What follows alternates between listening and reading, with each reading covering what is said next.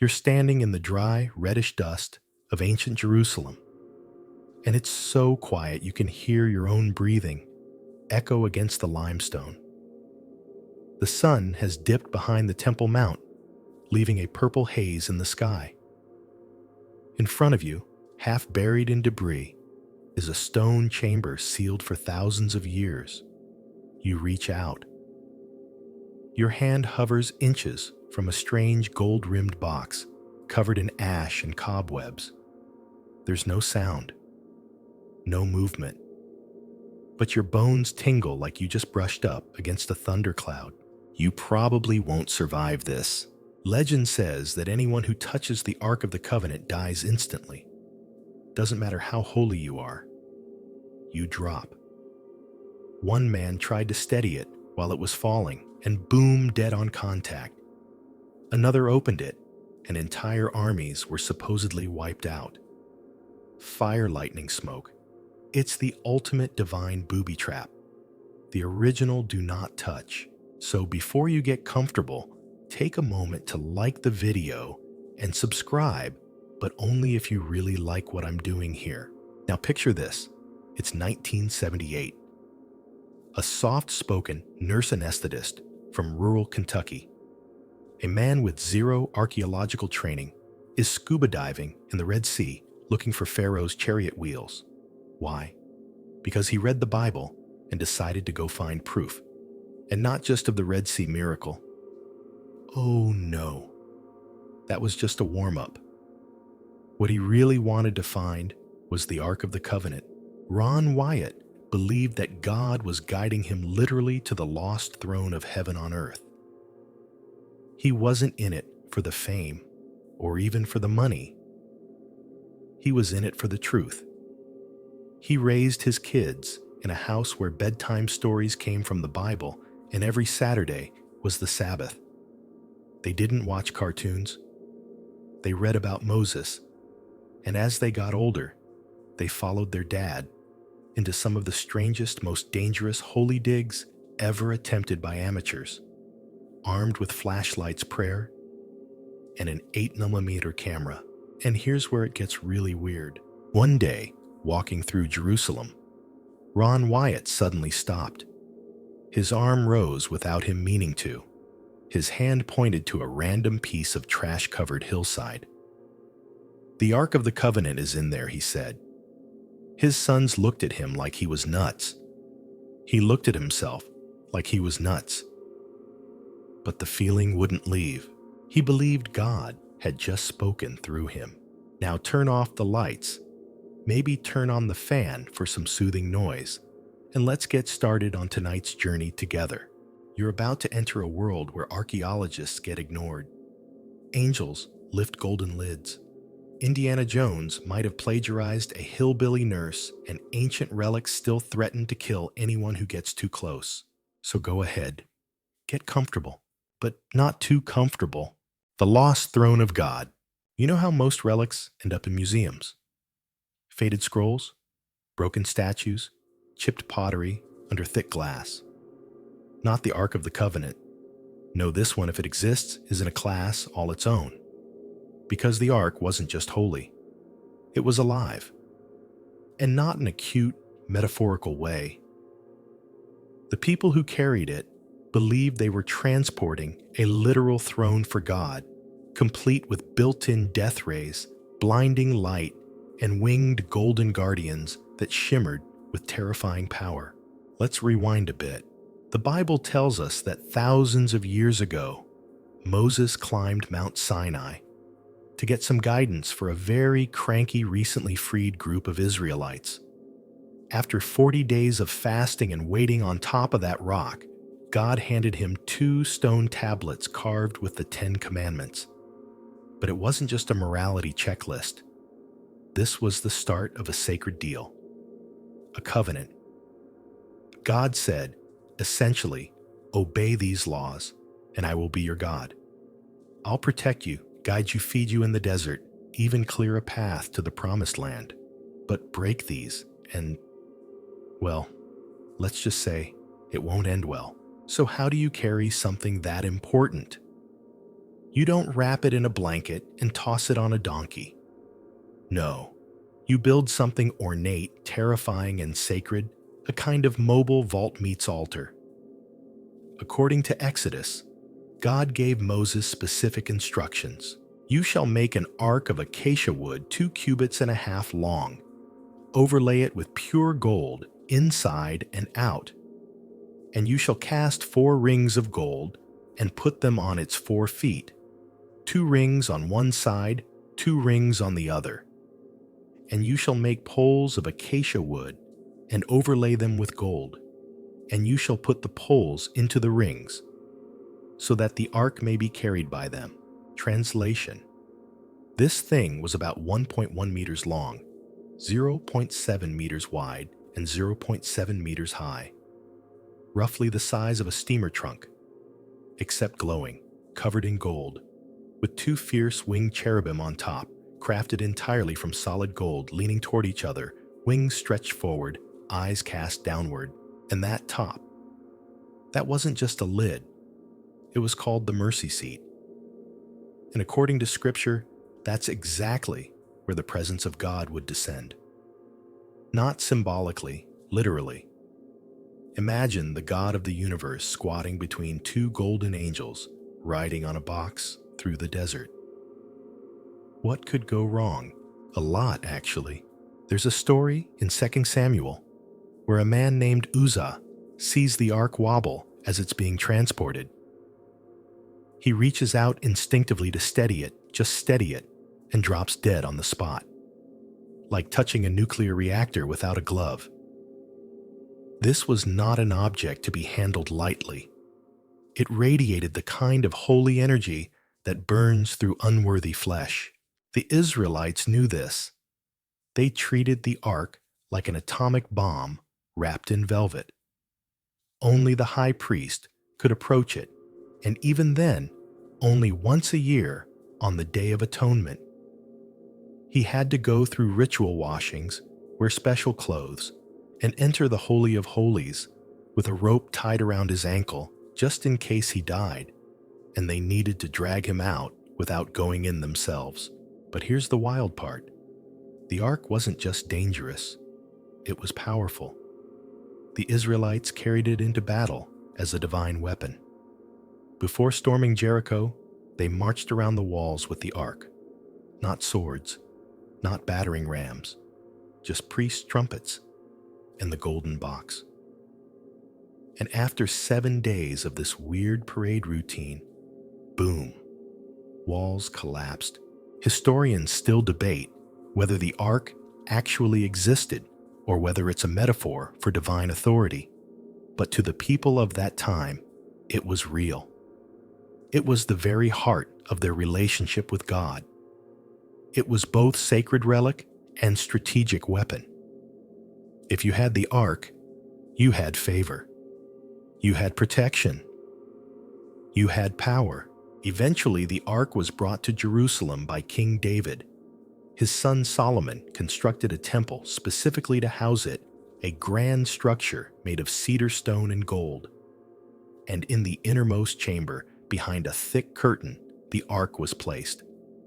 It was the holiest object in the holiest room, in the holiest building in the entire world. And then poof, it vanished, just like that. No grand finale, no dramatic theft, no detailed account of what happened.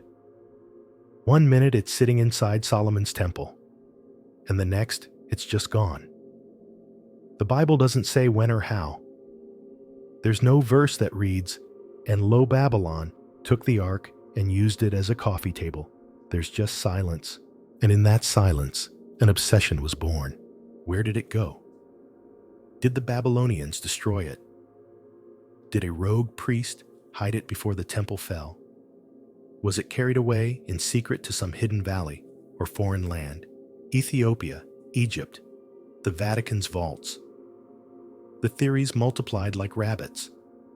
Some said it was buried beneath the temple ruins. Others said it was spirited away to a desert cave. Others still claimed it was taken by angels, yes, actual angels, for safekeeping.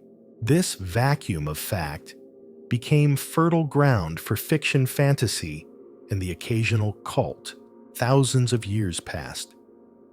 But the story of the Ark, the danger, the glory, the divine presence stayed alive in scriptures, traditions, and whispered rumors. Some people went looking for it out of scholarly curiosity. Others, like Indiana Jones, for fortune and glory. But a few believed it could change the world, heal nations, prove the Bible once and for all. And that's where Ron Wyatt comes back in. Because this quiet nurse from Tennessee didn't just believe the Ark existed, he believed he'd been shown where it was, by God. And not just shown, but instructed to dig it up. And he was willing to risk everything: money, reputation, even safety, to make it happen. And somewhere beneath a garbage-strewn hill just outside Jerusalem's city wall, he would start digging.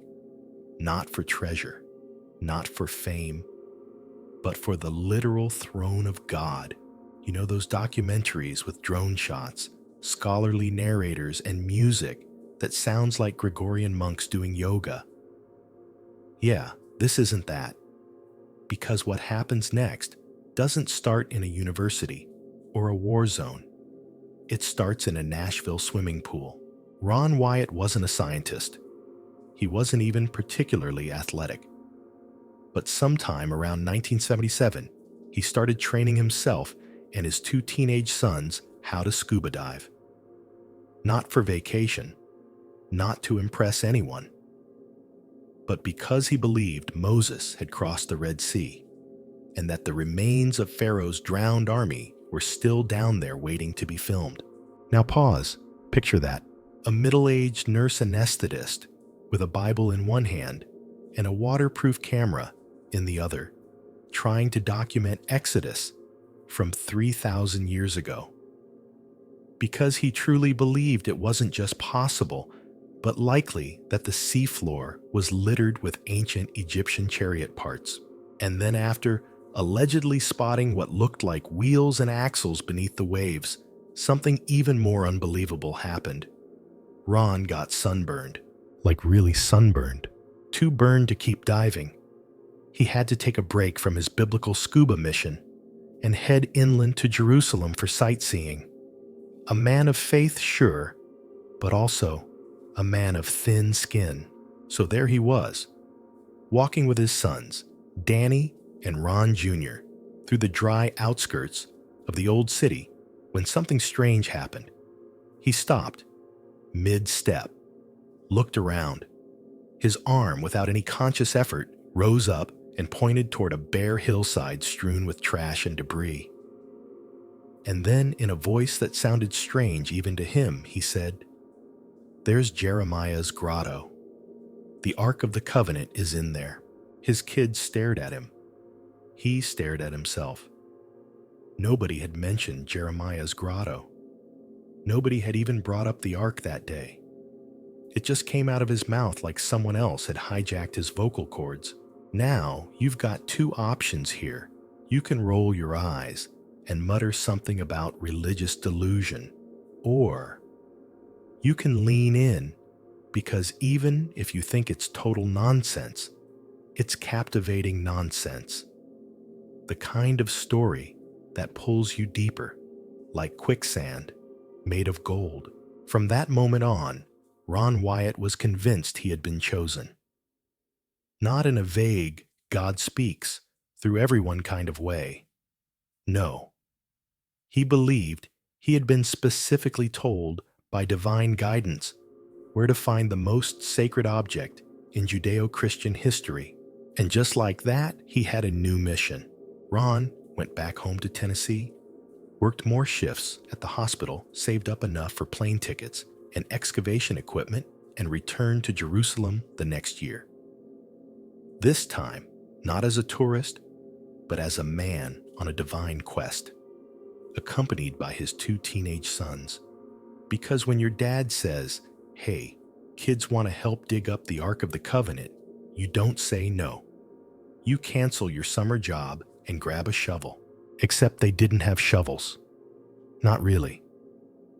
What they had were pickaxes, buckets, flashlights, and an unshakable belief that they were about to discover something holy. And where were they digging? Behind a stone wall, under a pile of trash, at a forgotten, unloved corner of what's known today as the Garden Tomb, the spot many Christians believe might be the true site of Jesus' crucifixion and burial. Their entry point wasn't romantic. No ancient temple, no marble steps, just a sun-bleached slope crawling with stray cats and broken bottles.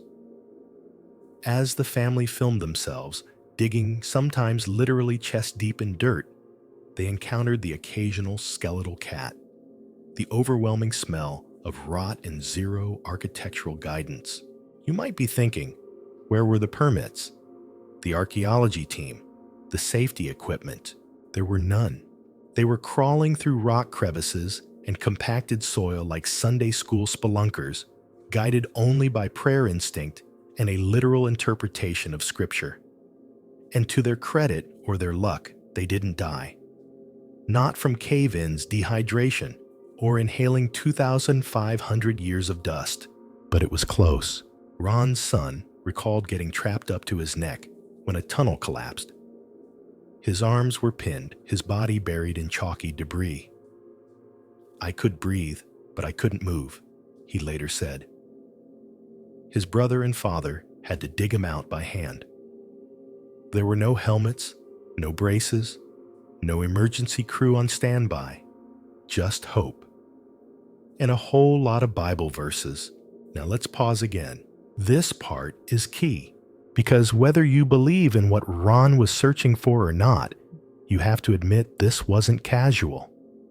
This was full commitment. Financially, emotionally, physically. When they ran out of money, they went home, work saved, and came back.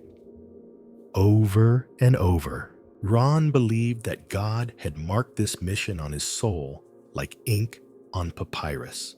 Eventually, they began tunneling horizontally into the cliff face, hoping to break into what Ron believed was Jeremiah's grotto. But what they hit instead was more rock. Solid limestone. They were busting through it inch by inch, with hand tools filling buckets with debris crawling in and out like moles in biblical cosplay. Their knees became so swollen from constant crawling, they could barely walk. This wasn't an excavation. It was a war of attrition. And then finally something gave. They broke through the rock into a natural chamber. Ron's sons were too large to enter the narrow crawl space that followed, so he enlisted a local assistant. A teenager, small and wiry, just thin enough to slither into the shadowy tunnel. The assistant didn't get far. As the boy entered the chamber, something unexplainable happened. He panicked, froze, then bolted. He refused to ever go near the site again. "I felt something in there," he said later. "Something terrible. Was it psychological? Was it real? Was it a young man spooked by ancient superstition?" Ron took it as a sign. The ark was near. Eventually, he made the crawl himself, squeezing through a tight vertical chimney, exhaling to flatten his chest. He entered a space barely large enough to kneel in its floor, scattered with rocks and dust. And then he saw it. Not the ark itself, but a stone box. Rectangular, large, with a lid that nearly touched the ceiling. The top was immovable, the angles sharp.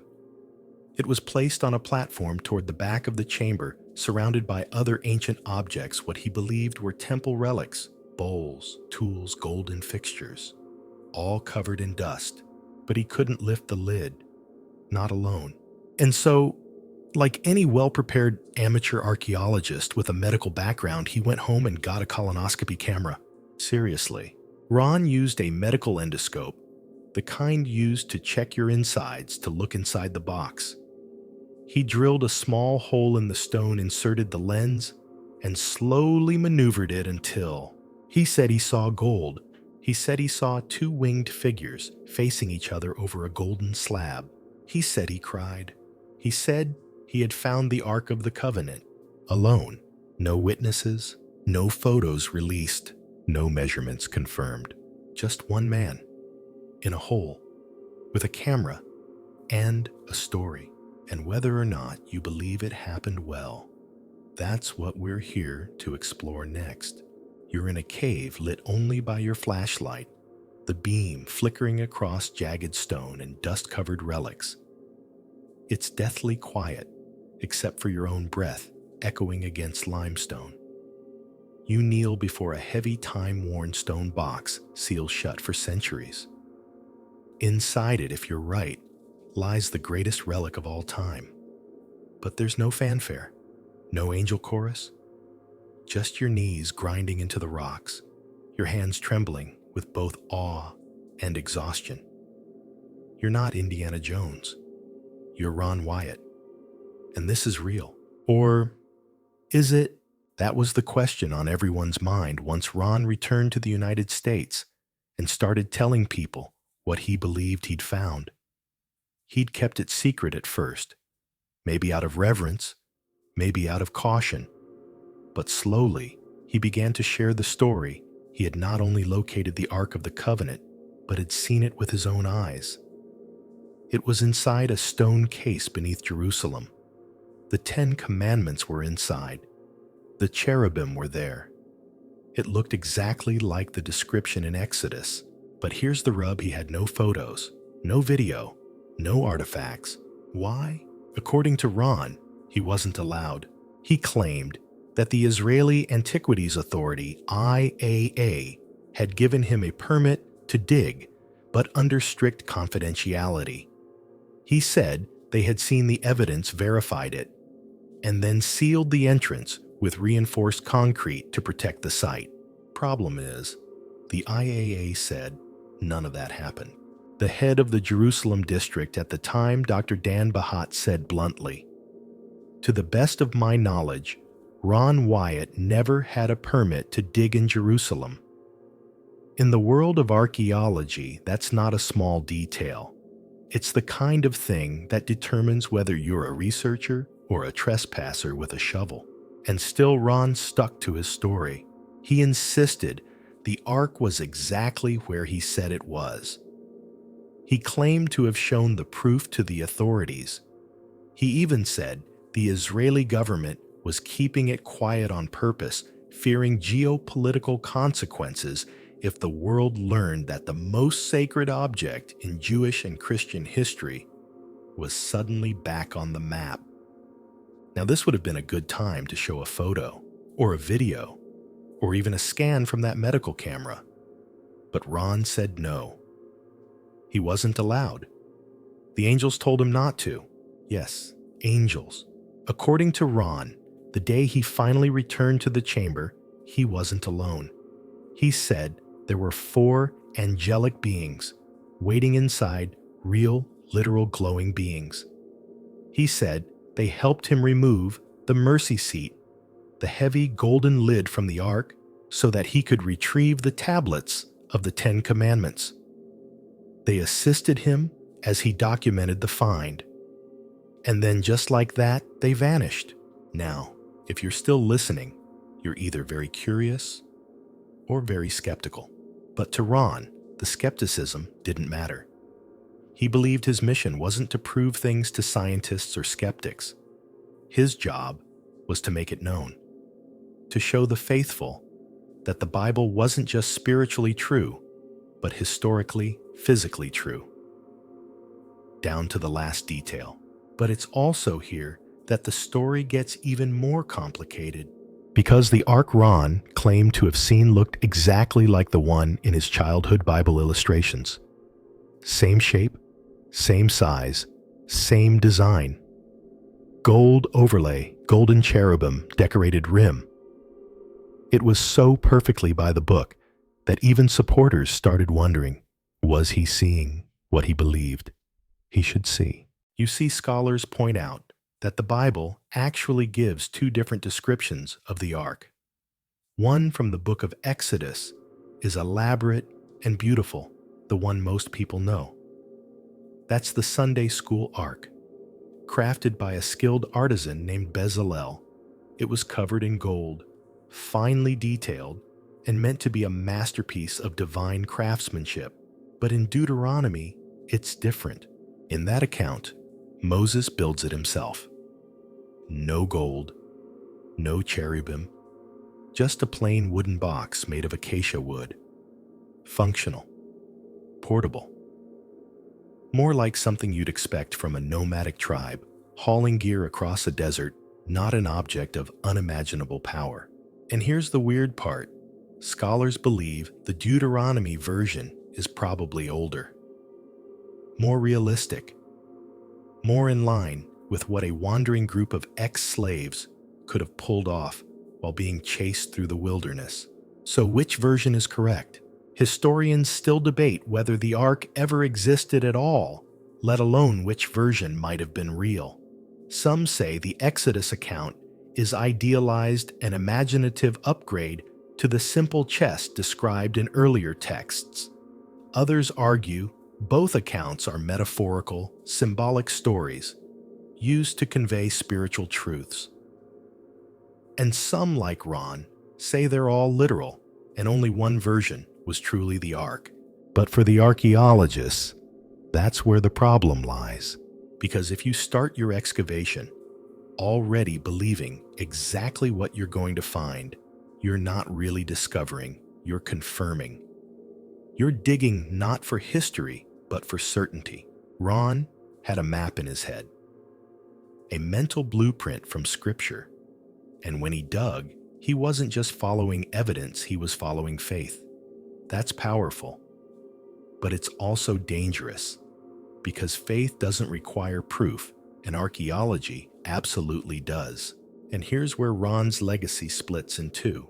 To some, he's a prophet, a man led by God to reveal hidden truths, a humble father who risked everything for a divine purpose, a modern-day Moses in a denim shirt instead of robes.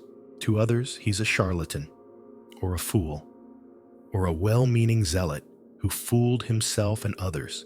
Even those closest to him couldn't always decide. One colleague said, "To this day, I can't tell if he was a crook or just deeply naive, but his family, his sons, his daughter, they stood by him. He never lied." His daughter said, "He was just doing what he believed God asked of him." And maybe that's the most unsettling part. Because if Ron Wyatt was telling the truth, it means the ark is real and hidden in a cave under Jerusalem, sealed by angels and reinforced concrete. It means divine power still hums beneath the city waiting. But if he was wrong, it means he spent his life chasing shadows, risking everything for a beautiful fiction, a golden box that never existed, and a God who never gave directions. And yet, you're still listening because something about this story sticks with you. The cave, the camera, the sudden voice, the stone box, the possibility that a regular man with a Bible, a pickaxe, and a whole lot of nerve might have stumbled onto the greatest find in religious history. And if it's even remotely true, we're just getting started. You know how most treasure hunts end with nothing. Maybe a broken clay pot, maybe some breadcrumbs from a previous explorer. You pack up, go home, and sulk into your airline peanuts. But Ron Wyatt wasn't like most treasure hunters. When one door closed, he assumed God was just leading him to a different one. So after the high-stakes mystery of the ark and the ongoing debates, it triggered Ron's attention, turned back to an earlier quest. One just as legendary, just as sacred, and just as contested. Noah's Ark. Yeah, that ark, the giant floating zoo, with a giraffe sticking its head out a window, and a 600-year-old man steering it through divine apocalypse. To most people, It's a bedtime story, or at best, allegory. But to Ron Wyatt, it was a historical fact.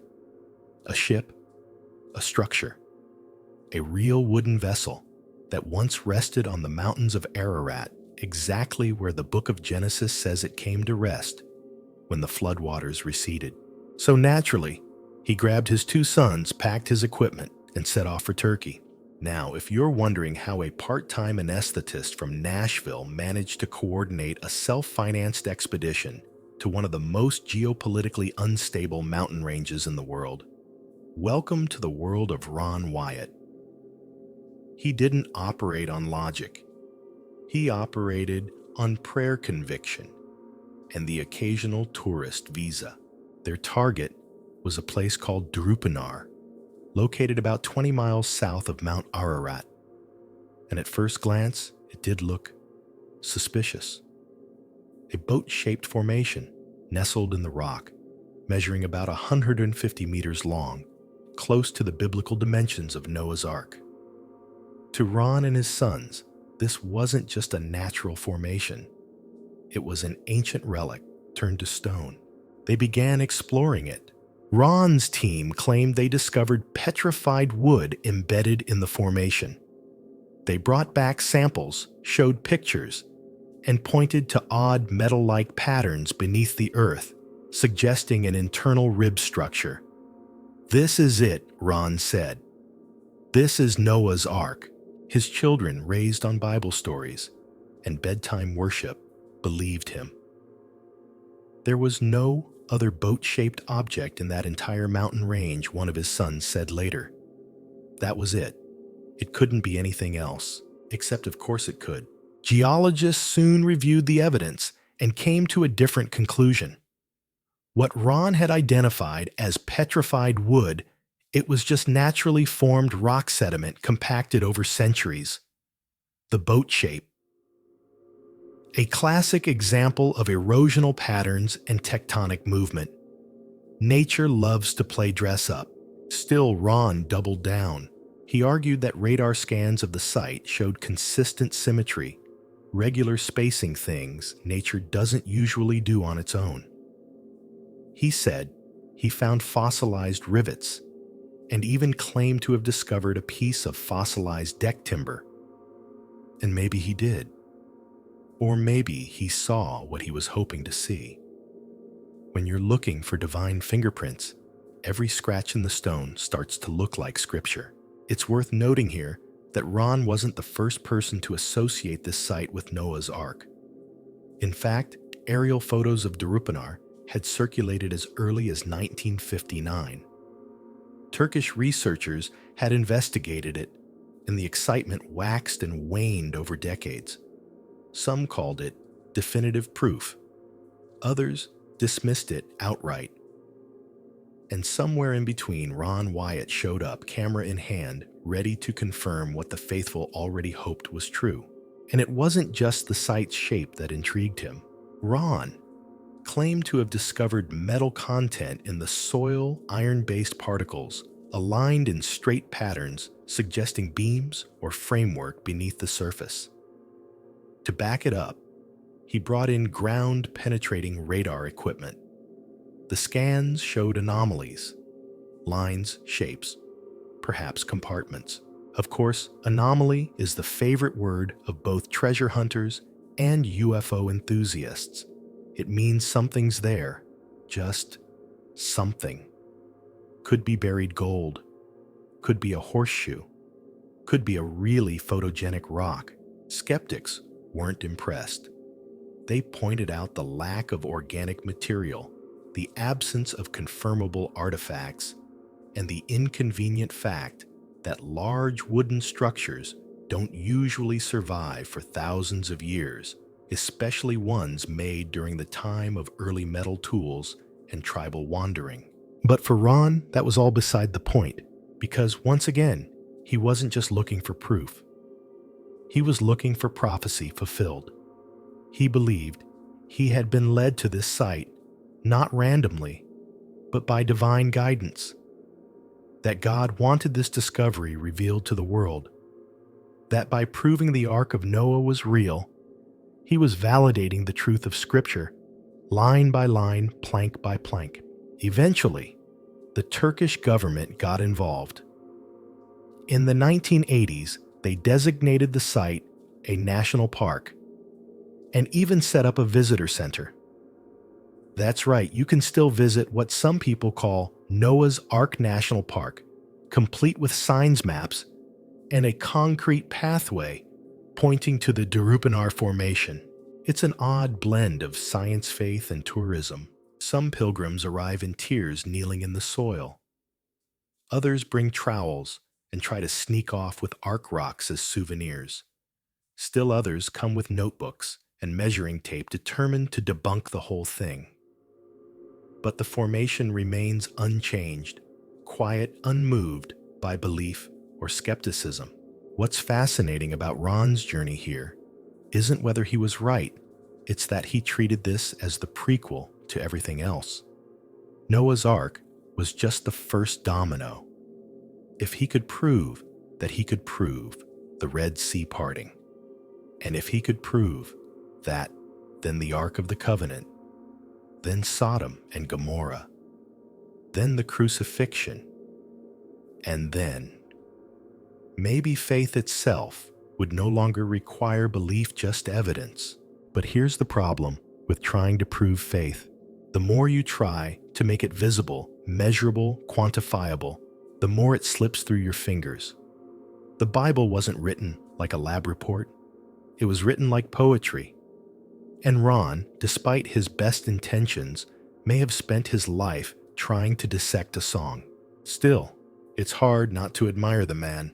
He didn't sit in pews, waiting for someone else to confirm his beliefs. He went into deserts and mountains and seas. He risked his life crawling through rubble and ruin. He bled for it, prayed for it, cried for it. That's more than most believers or scientists can say. And maybe that's why, whether or not the Durupinar site is Noah's Ark, people still go there. They're not just looking for ancient timber. They're looking for assurance that the stories are true. That meaning isn't just myth. That somewhere buried beneath the dust of time is the proof we've been waiting for.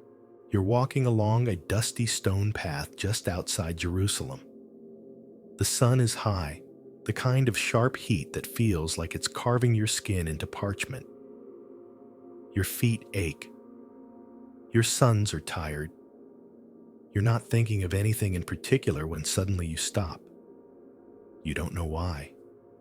Your arm lifts slow and deliberate and points toward a blank rocky slope. Garbage clutters the ground. There's nothing special about it, just dust weeds and a bit of rusted fence. But your mouth opens, and out comes a sentence you didn't plan to say. That's Jeremiah's grotto.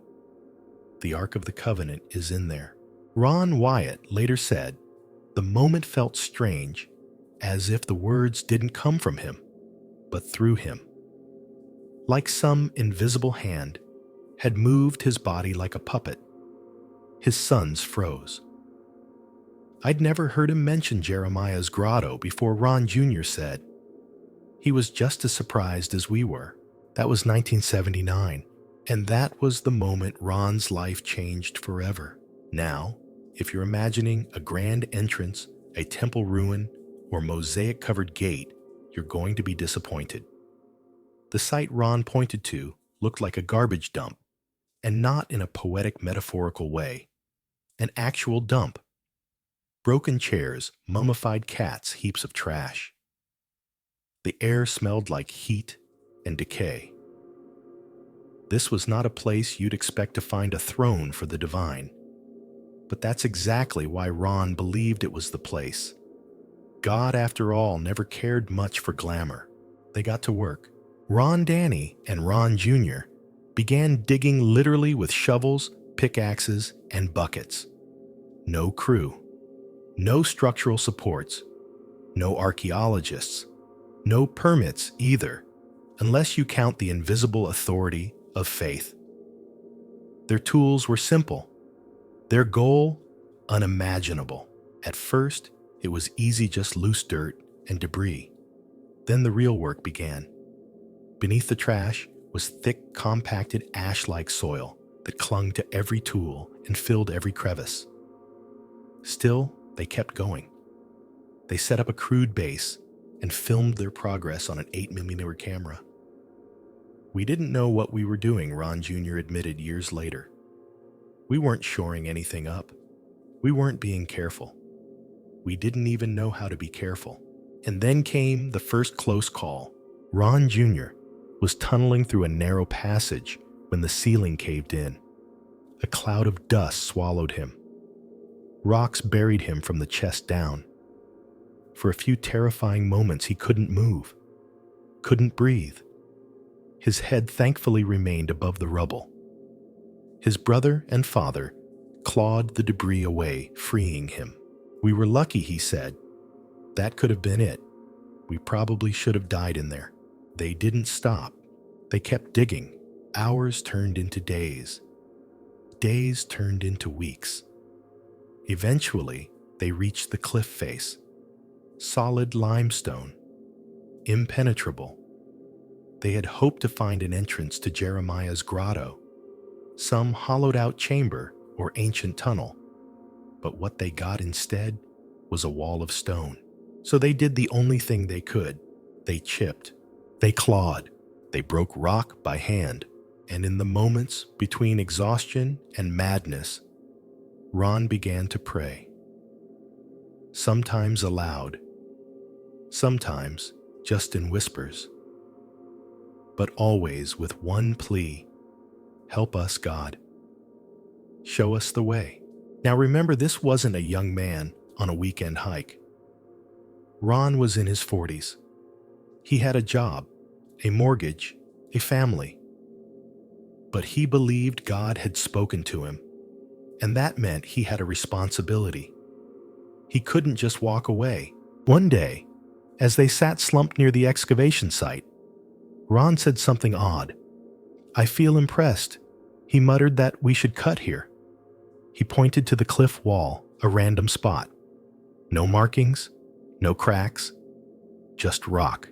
But they cut anyway. And what happened next is the stuff of legends.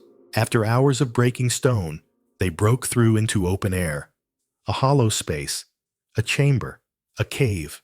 They paused, stared into the dark. Could this be it? Ron crawled inside first. The air was cool, stale. His flashlight swept across the room. It wasn't a large space, just big enough for a man to crouch. The floor was uneven, littered with rubble. But in the shadows, he saw something glint. Gold. Not a chest, not a throne.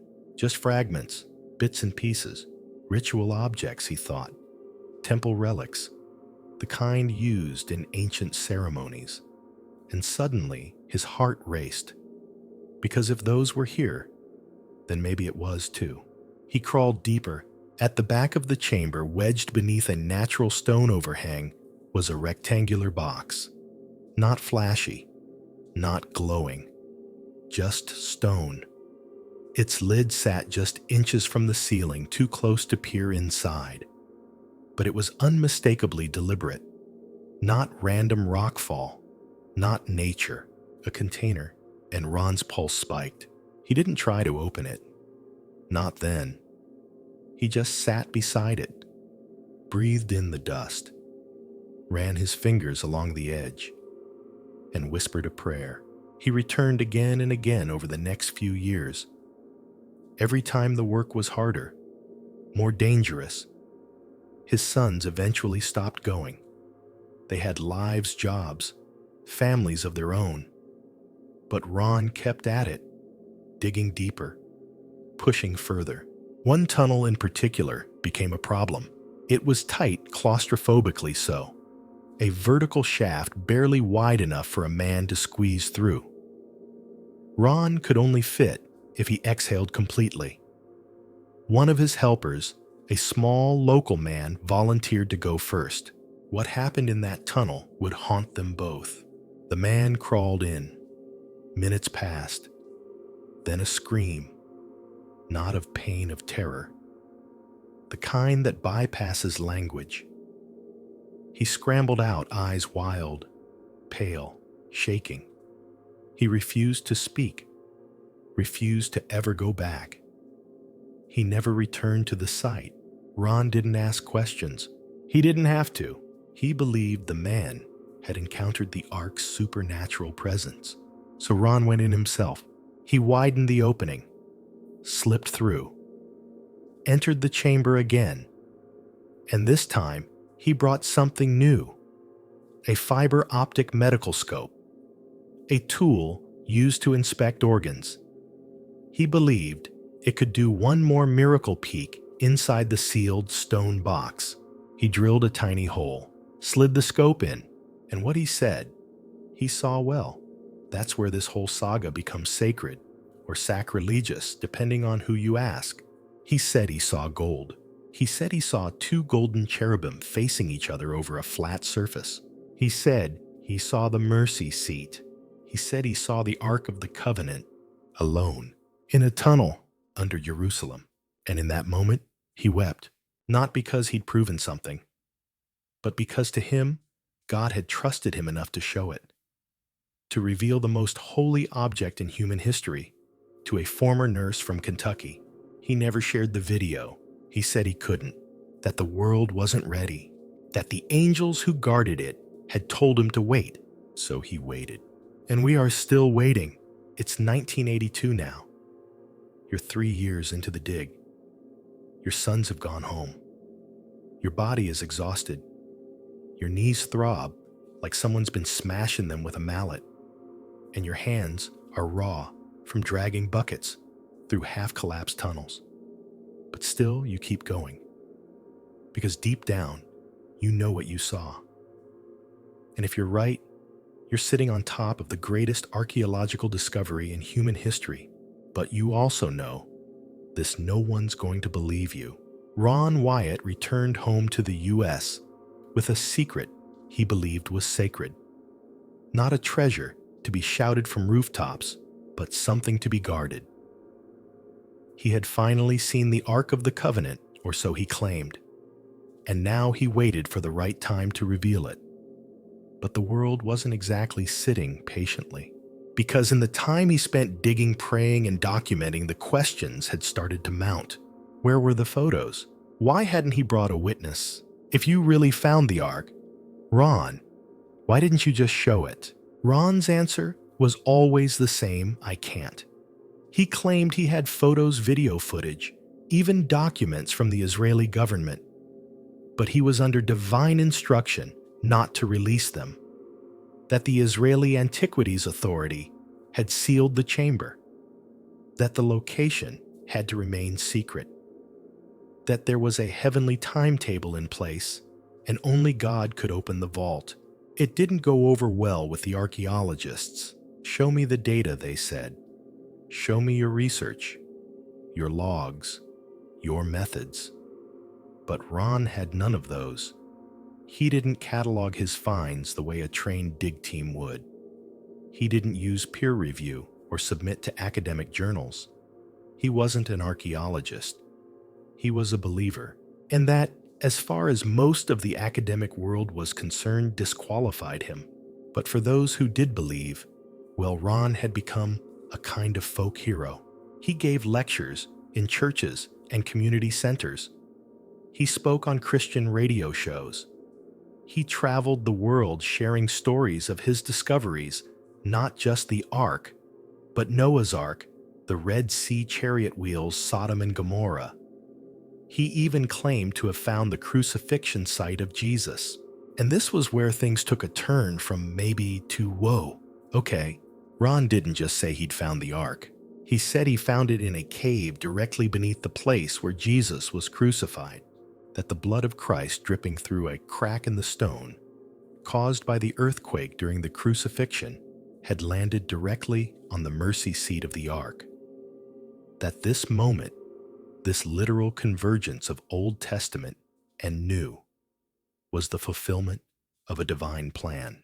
He even said he had a sample of the blood, and that it was unlike any other human blood on Earth. According to Ron, lab technicians had analyzed the dried sample and discovered that it had only 24 chromosomes, 23 from the mother and only 1 from a father. But not a human father, a divine one. At this point, you've either leaned in so hard you're practically horizontal, or you've thrown your hands up and decided Ron Wyatt had finally fallen off the theological deep end. But here's the thing. Ron never stopped believing any of it. Not when scientists called him a fraud, not when journalists dismissed him, not even when he was told again and again that without evidence, his stories were just that, stories. Because to Ron, the burden of proof wasn't his, it was God's. Still, the criticism didn't go away. Dr. Dan Bahat of the Israel Antiquities Authority said flatly that Ron never had permission to dig, that his name was never on any excavation documents, that there was no official recognition of his work. And without evidence, there was nothing to support the claim that the Ark had been found, or that it even still existed. Skeptics pointed out something else too. That Ron's discovery was suspiciously perfect. The Ark he described matched almost exactly the illustrated depictions from children's Bible books. The golden lid, the cherubim, the shape, the proportions, it was as if he'd found the Sunday school version of the artifact, rather than a 3,000-year-old object that had weathered the collapse of kingdoms and the decay of time. If he had really found it, wouldn't it be at least a little damaged, worn different from the idealized illustrations? And what about those two descriptions of the Ark in the Bible? One version in Exodus describes a beautiful object constructed by a man named Bezalel, covered in gold, filled with intricate details, and topped with golden cherubim. But the other version in Deuteronomy is far simpler. There Moses builds it himself, just a plain wooden box of acacia, no gold, no cherubim. Nothing fancy, just functional. Historians still debate which version came first. Many believe Deuteronomy's account is older and more historically plausible. The Exodus version may have been written later, during or after the Babylonian exile, when the Israelites displaced and desperate looked back and imagined a more glorious past. It wouldn't be the first time a memory got a golden polish. So, when Ron Wyatt claimed to find the Exodus version of the Ark with all its golden majesty intact, critics saw it as confirmation bias, that he'd found what he expected to find, not necessarily what was really there. But Ron had an answer for that too. God preserved it. He said the Ark had been divinely protected, that the cave was sealed for centuries by angels, that the very presence of God had kept it intact, untouched, unspoiled by time. And if you believe in divine miracles, well then why not? But again, there were no photos, no scans, no witnesses, only Ron. It didn't help that when asked to return to the site with a neutral team of observers, Ron said he couldn't, that the entrance had been sealed with reinforced concrete, that the government had made the decision to keep the site hidden for security reasons, and that even if he could get back in, he wasn't allowed to reveal the exact location. And so the mystery deepened. For his supporters, this was proof of a cover-up. For his critics, it was confirmation of a hoax. But either way, Ron Wyatt had done something extraordinary. He had reignited the world's fascination with one of history's greatest missing relics. And for some, that was enough. Because sometimes, belief doesn't need a photograph. Sometimes, the story itself is the treasure. Let's go back way back to the moment the Ark was first described. Not in a YouTube lecture, not in a church sermon, but in ancient ink on parchment, in the middle of a desert, with the smell of fire, and lamb fat hanging in the air. The book of Exodus describes it in unusually precise detail, especially for an ancient text. 2.5 cubits long, 1.5 cubits wide, 1.5 cubits high. In modern measurements, that's about 4 feet long and a little over 2 feet high. Basically the size of a small hope chest, or if you're not feeling poetic, a big toolbox. But what made this box different from any other? The gold, the cherubim, the lid. God didn't just tell Moses what to put inside it, the stone tablets with the 10 Commandments, but also exactly how it should look, how it should be carried, and crucially, where it should go. It wasn't just a storage solution. It was the physical manifestation of God's promise, God's presence, and let's be honest, God's wrath. You couldn't touch it directly. You couldn't peek inside. You couldn't even walk in the same room with it unless you were the high priest on the Day of Atonement, with all the ceremonial bells and whistles and backup plans in case you dropped dead from divine exposure. The ark wasn't just a thing, it was the thing. Now picture the Israelites marching through the desert, carrying this glowing golden box on poles wrapped in veils preceded by trumpets. It wasn't just about reverence, it was also about intimidation. The ark wasn't just a spiritual center, it was a tactical one. They brought it into battle, into the Jordan River, around the walls of Jericho. Wherever the ark went, miracles followed, or so the stories say. Historians still debate whether the Israelites actually used the ark like a weapon, or if the ark was simply a symbol used to unify a people under constant threat. Was it literally powerful, or just symbolically powerful? Either way, its power was undeniable, at least in the minds of those who carried it. But let's dig deeper. The materials used to build the ark weren't just luxurious, they were symbolic. Acacia wood, native to the Sinai region, is hard and durable, but also gnarled and twisted. Not easy to work with. The choice of it over cedar or olive or other common woods was intentional. The message, holiness, isn't easy. It's not smooth or comfortable. It's rugged. It resists you. Then there's the gold overlay. Pure gold on the inside and outside. Not silver, not bronze. Gold. The ultimate symbol of purity, wealth, and incorruptibility. The ark wasn't supposed to rot or rust. It was meant to last, to defy time itself. And then, the mercy seat. A single slab of pure gold laid across the top with 2 cherubim facing each other, wings, outstretched eyes downturned. This wasn't decorative. This was the throne. Not like a throne. The literal place where God's presence would descend and dwell. In Hebrew, the term is kaporet, from the root kafar, meaning to cover or to atone. It wasn't just a lid. It was the place where the blood of sacrifices was sprinkled once a year to atone for the sins of the people. A spiritual fuse box, if you will. Too much divine voltage and humanity gets fried. But the mercy seat diffused.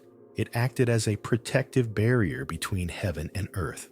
You starting to feel the weight of it yet? This thing was designed with layers of meaning. Every cubit, every carving was a sermon, a warning, a promise. So imagine the silence, the absence when it disappeared. The ark was placed in the Holy of Holies in Solomon's temple, deep inside Jerusalem's sacred precinct. It was the center of worship. But then sometime around 586 BCE, during the Babylonian invasion of Jerusalem, it vanished, just gone. The Bible never explicitly says what happened to it. There's no verse that says, "And lo, the Babylonians took the ark and sold it for scrap." Nothing.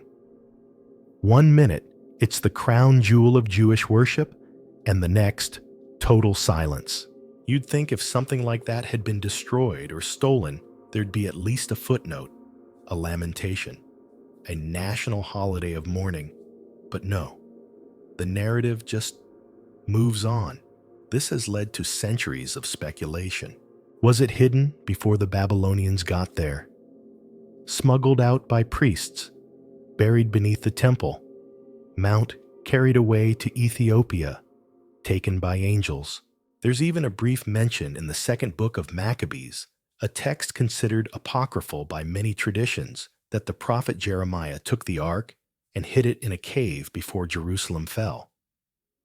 The story goes that after sealing it in, his followers tried to mark the location, but a divine fog descended and they could never find it again. Because what's a good treasure hunt without magical GPS interference?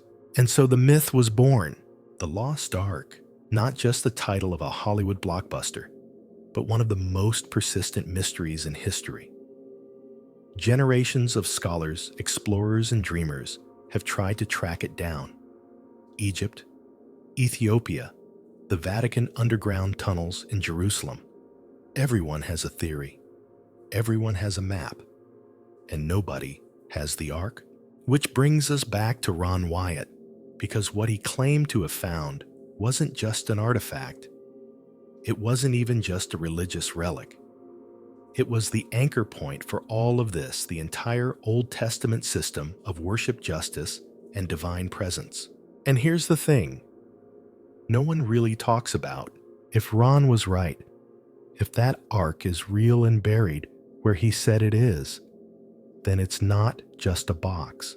It's still active. According to Scripture, the ark isn't an empty container. It holds the 10 Commandments, the rod of Aaron, and a jar of manna. But more than that, it holds a charge, a kind of holiness that doesn't degrade over time. And that makes it dangerous.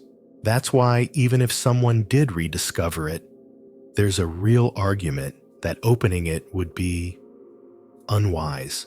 You don't just lift the lid on God's throne and expect to walk away with a neat TikTok video. You might get lightning, you might get smoke, or you might get silence, which in some ways would be even worse, because silence means mystery remains, and mystery for us humans is intolerable. We have to solve things, explain them, control them. But the ark isn't for solving, it's for revering, and maybe that's why it's still missing. You'd think that something as important as the Ark of the Covenant would have a solid paper trail. Last seen entering Solomon's temple, signed high priest, stamped with sacred wax. But no, the most sacred artifact in biblical history simply vanishes between a few verses, like a magician's dove fluttering out of a sleeve. What happened? Let's set the scene. It's around 586 BCE. Babylon is coming. Not with diplomatic scrolls or strongly worded letters, but with armies, siege towers, and a reputation for burning cities to the ground. King Nebuchadnezzar of Babylon lays siege to Jerusalem. The walls fall. The temple is looted. The people are slaughtered or exiled. And according to both the Bible and Babylonian records, Jerusalem is absolutely destroyed, but the ark never mentioned. Now, if the Babylonians had taken it, you'd think they'd brag about it. They love trophies. They carved their victories in stone. You can practically hear them boasting about dragging off kings in chains or melting down gold. But there's no record, none, that they ever took the ark. Not in Babylonian cuneiform. Not in Hebrew lamentations. Not even in later Jewish texts. That's odd. If it was destroyed, there's no mention of mourning, no verse weeping over its loss, no ritual commemoration, just silence. And silence is suspicious. It leaves room for one tantalizing possibility: the ark wasn't taken. It was hidden. This is where the mystery shifts from history to legend. One of the most intriguing clues comes from a book that didn't make the cut into most modern Bibles, 2nd Maccabees, considered apocryphal by Protestants but respected by Catholics and Orthodox Christians. This ancient text tells a strange story. The prophet Jeremiah, sensing the city was doomed, allegedly took the ark, the tabernacle, and the altar of incense and snuck them out of Jerusalem. He and a group of trusted followers climbed a mountain, likely Mount Nebo, where Moses had died, and found a hollow cave. They placed the sacred objects inside, sealed it, and vanished into history. Here's the twist. According to the story, the men who helped Jeremiah tried to mark the location, but a divine fog descended and they lost all sense of direction. God, it seems, wasn't just hiding the ark. He was hiding the memory of its location. If that sounds like a convenient excuse for never finding it, you're not wrong. But it also feels very biblical.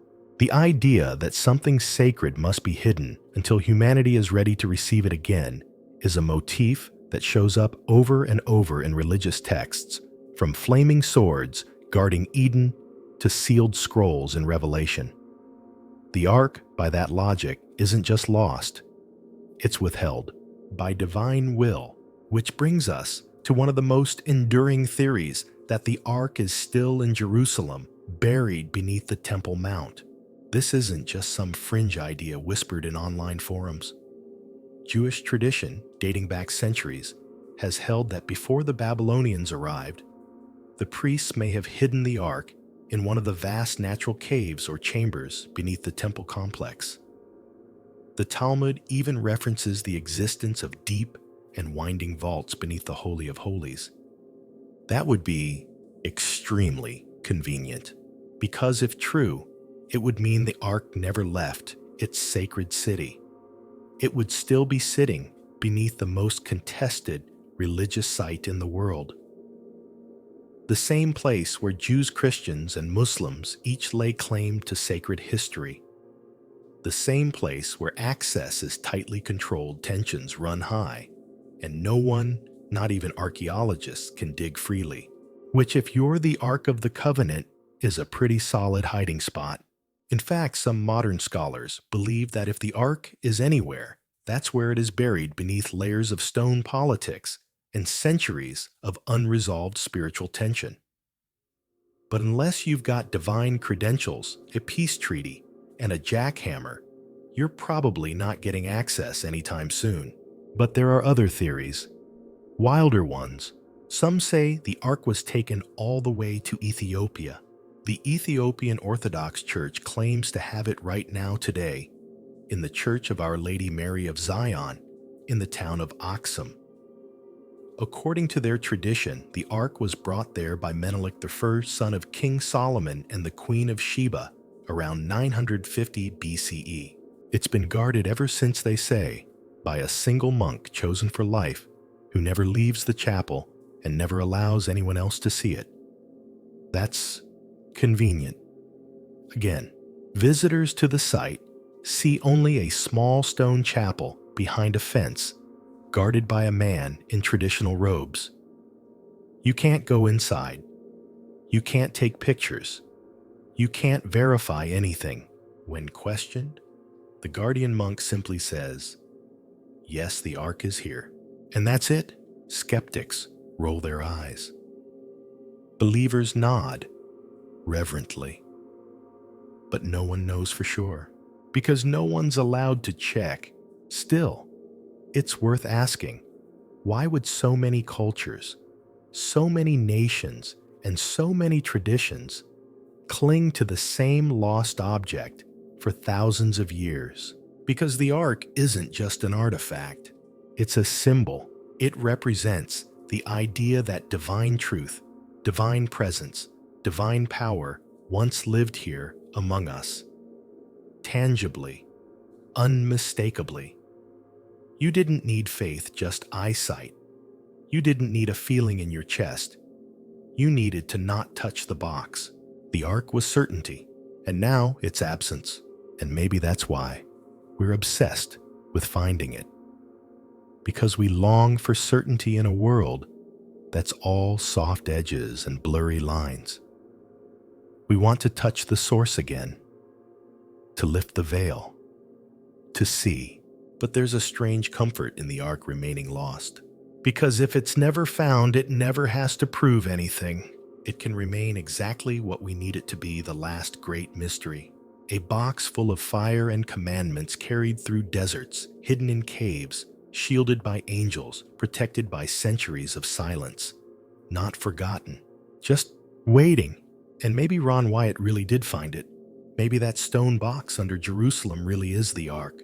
Maybe it's sealed in concrete and guarded by people who know exactly what's down there.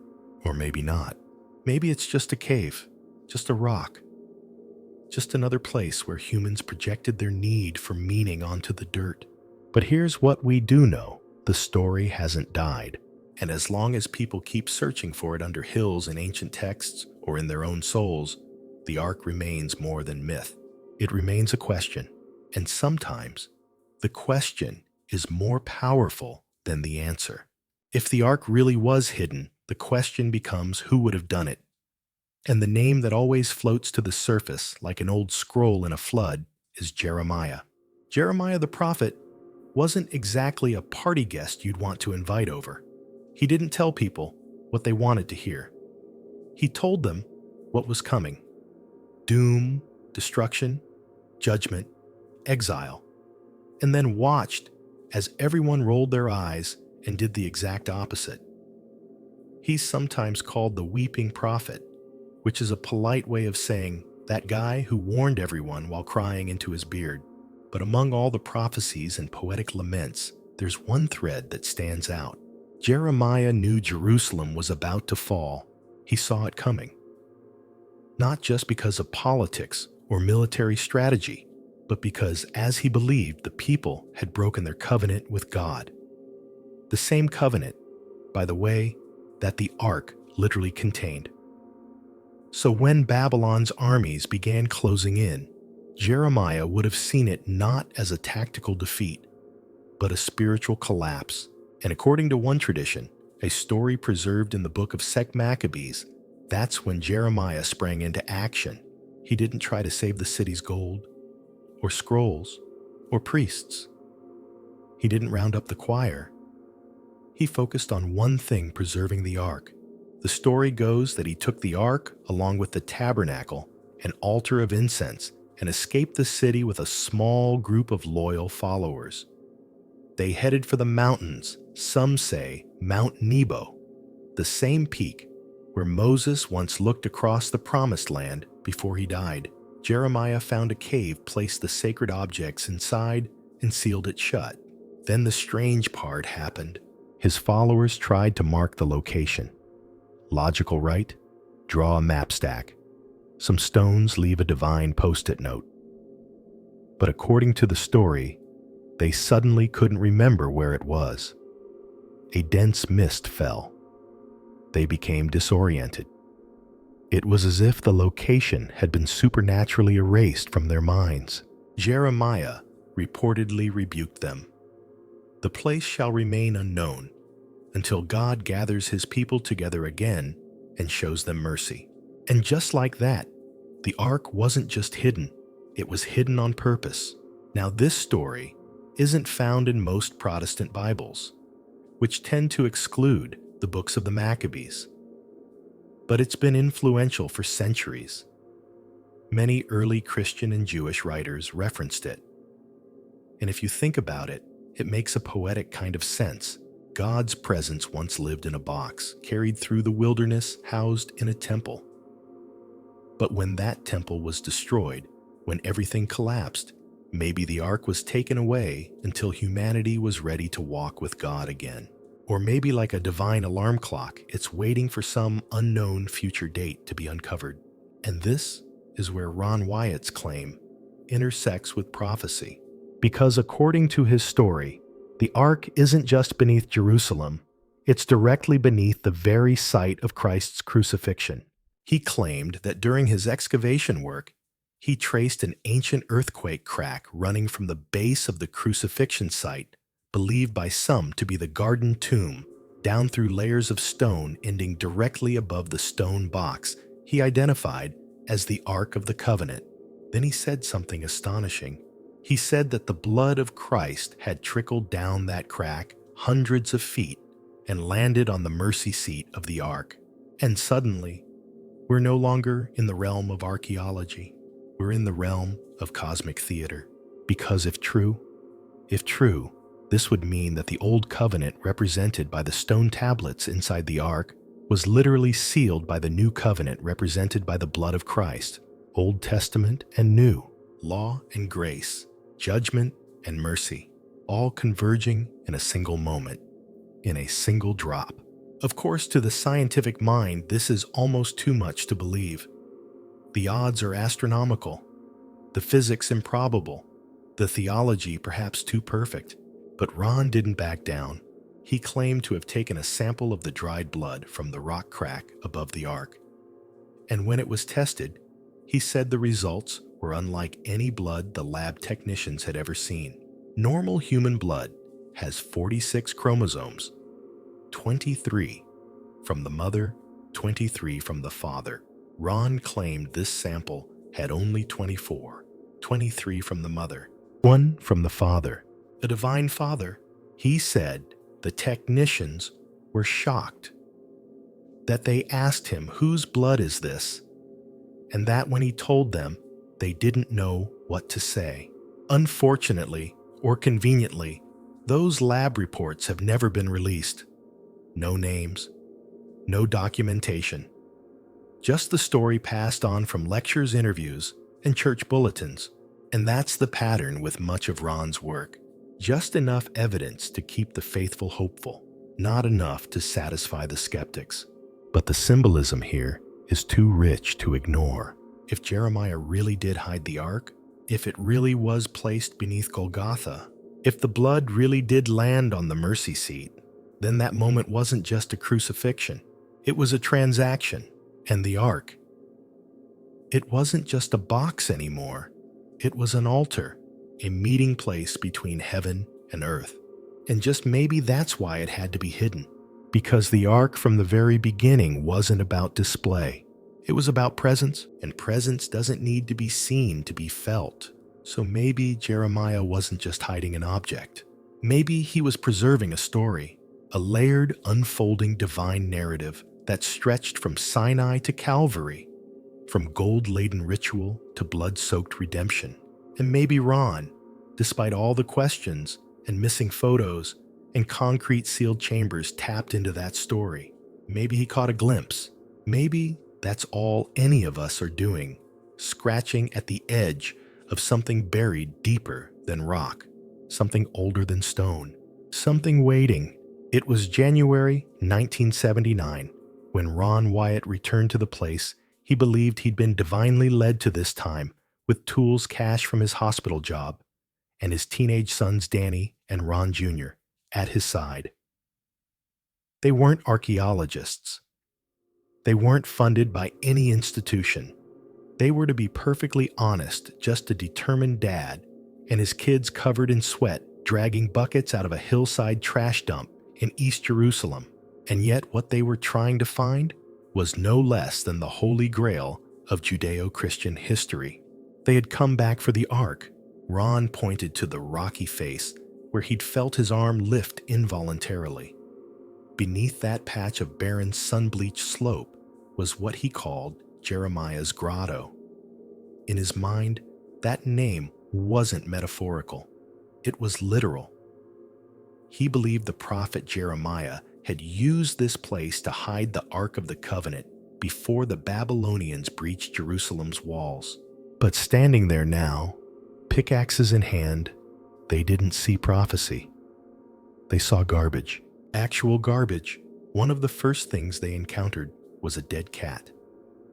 Not some mystical omen, just a rotting, matted, very literal dead cat lying in a shallow depression. Around it were piles of refuse, broken glass, old shoes, rusted tins. The smell was bad enough to make the boys gag. still, they started digging. And here's where reality hit hard. Digging in biblical soil isn't like breaking ground in your backyard. This wasn't sand. It wasn't even solid earth.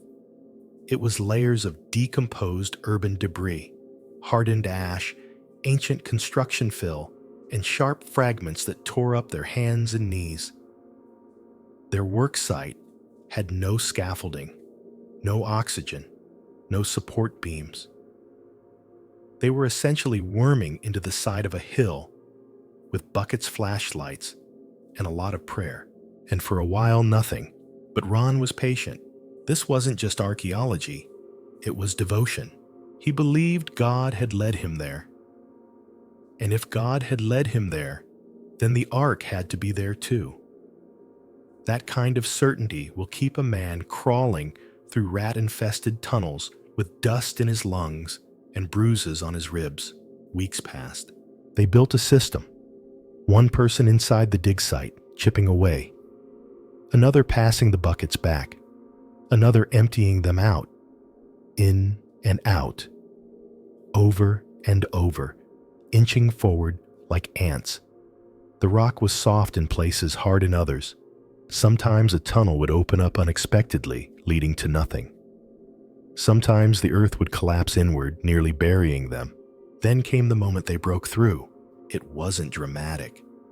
There was no shining light or choir of angels. Just the soft hiss of air escaping into a newly opened pocket. The tunnel had led them into a natural chamber inside the mountain. A real cave. Now the adrenaline hit. They slipped inside, heads ducked low, and turned their flashlights toward the gloom. The walls were rough and pale, the floor uneven with rubble. And in that first cavern, nothing. But for Ron, it was progress. Proof they were on the right path. But the dig couldn't continue uninterrupted. They ran out of money, back to Tennessee. This was the pattern that would repeat for years. Dig, run out of funds, fly home, save money, fly back, dig more. Each return trip brought them deeper into the tunnels. With each breakthrough, Ron believed he was closer to the ark, and in 1980, something strange happened again. He felt impressed, again his word, that he should chisel into a certain section of rock. It wasn't a logical choice. No cracks, no signs of weakness, just a feeling. But every time they had stalled, Ron prayed. And every time he prayed, he felt directed. This time, as before, he obeyed. They started chipping into solid limestone, and again, against all odds, they broke through. Behind that layer was another chamber, a tight, low crawl space, so narrow that even Ron's sons couldn't fit through. So he enlisted the help of a young local man, small, strong, and curious. The assistant crawled in. Minutes passed. Then he came out pale, shaking, terrified. He wouldn't say what he saw. He wouldn't go back in. He just left. Something had scared him.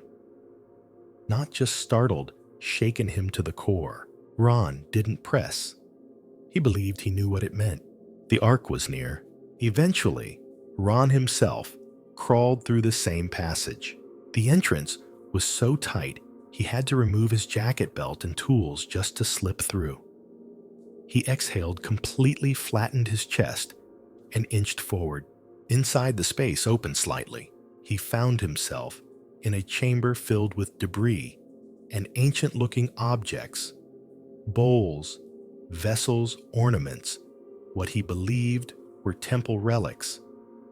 Many were blackened, cracked, or corroded, but they were unmistakably man-made. And to Ron, they were holy. And then he saw it, a large stone container half covered in rubble. It sat in the rear of the chamber, its lid pressed nearly against the ceiling. He couldn't see inside, he couldn't open it, but in his heart, he was convinced this was it. The Ark of the Covenant. There was no plaque, no music, no confirmation, just faith and a stone box. Ron returned again, bringing with him a medical endoscope, a thin camera probe used in surgeries.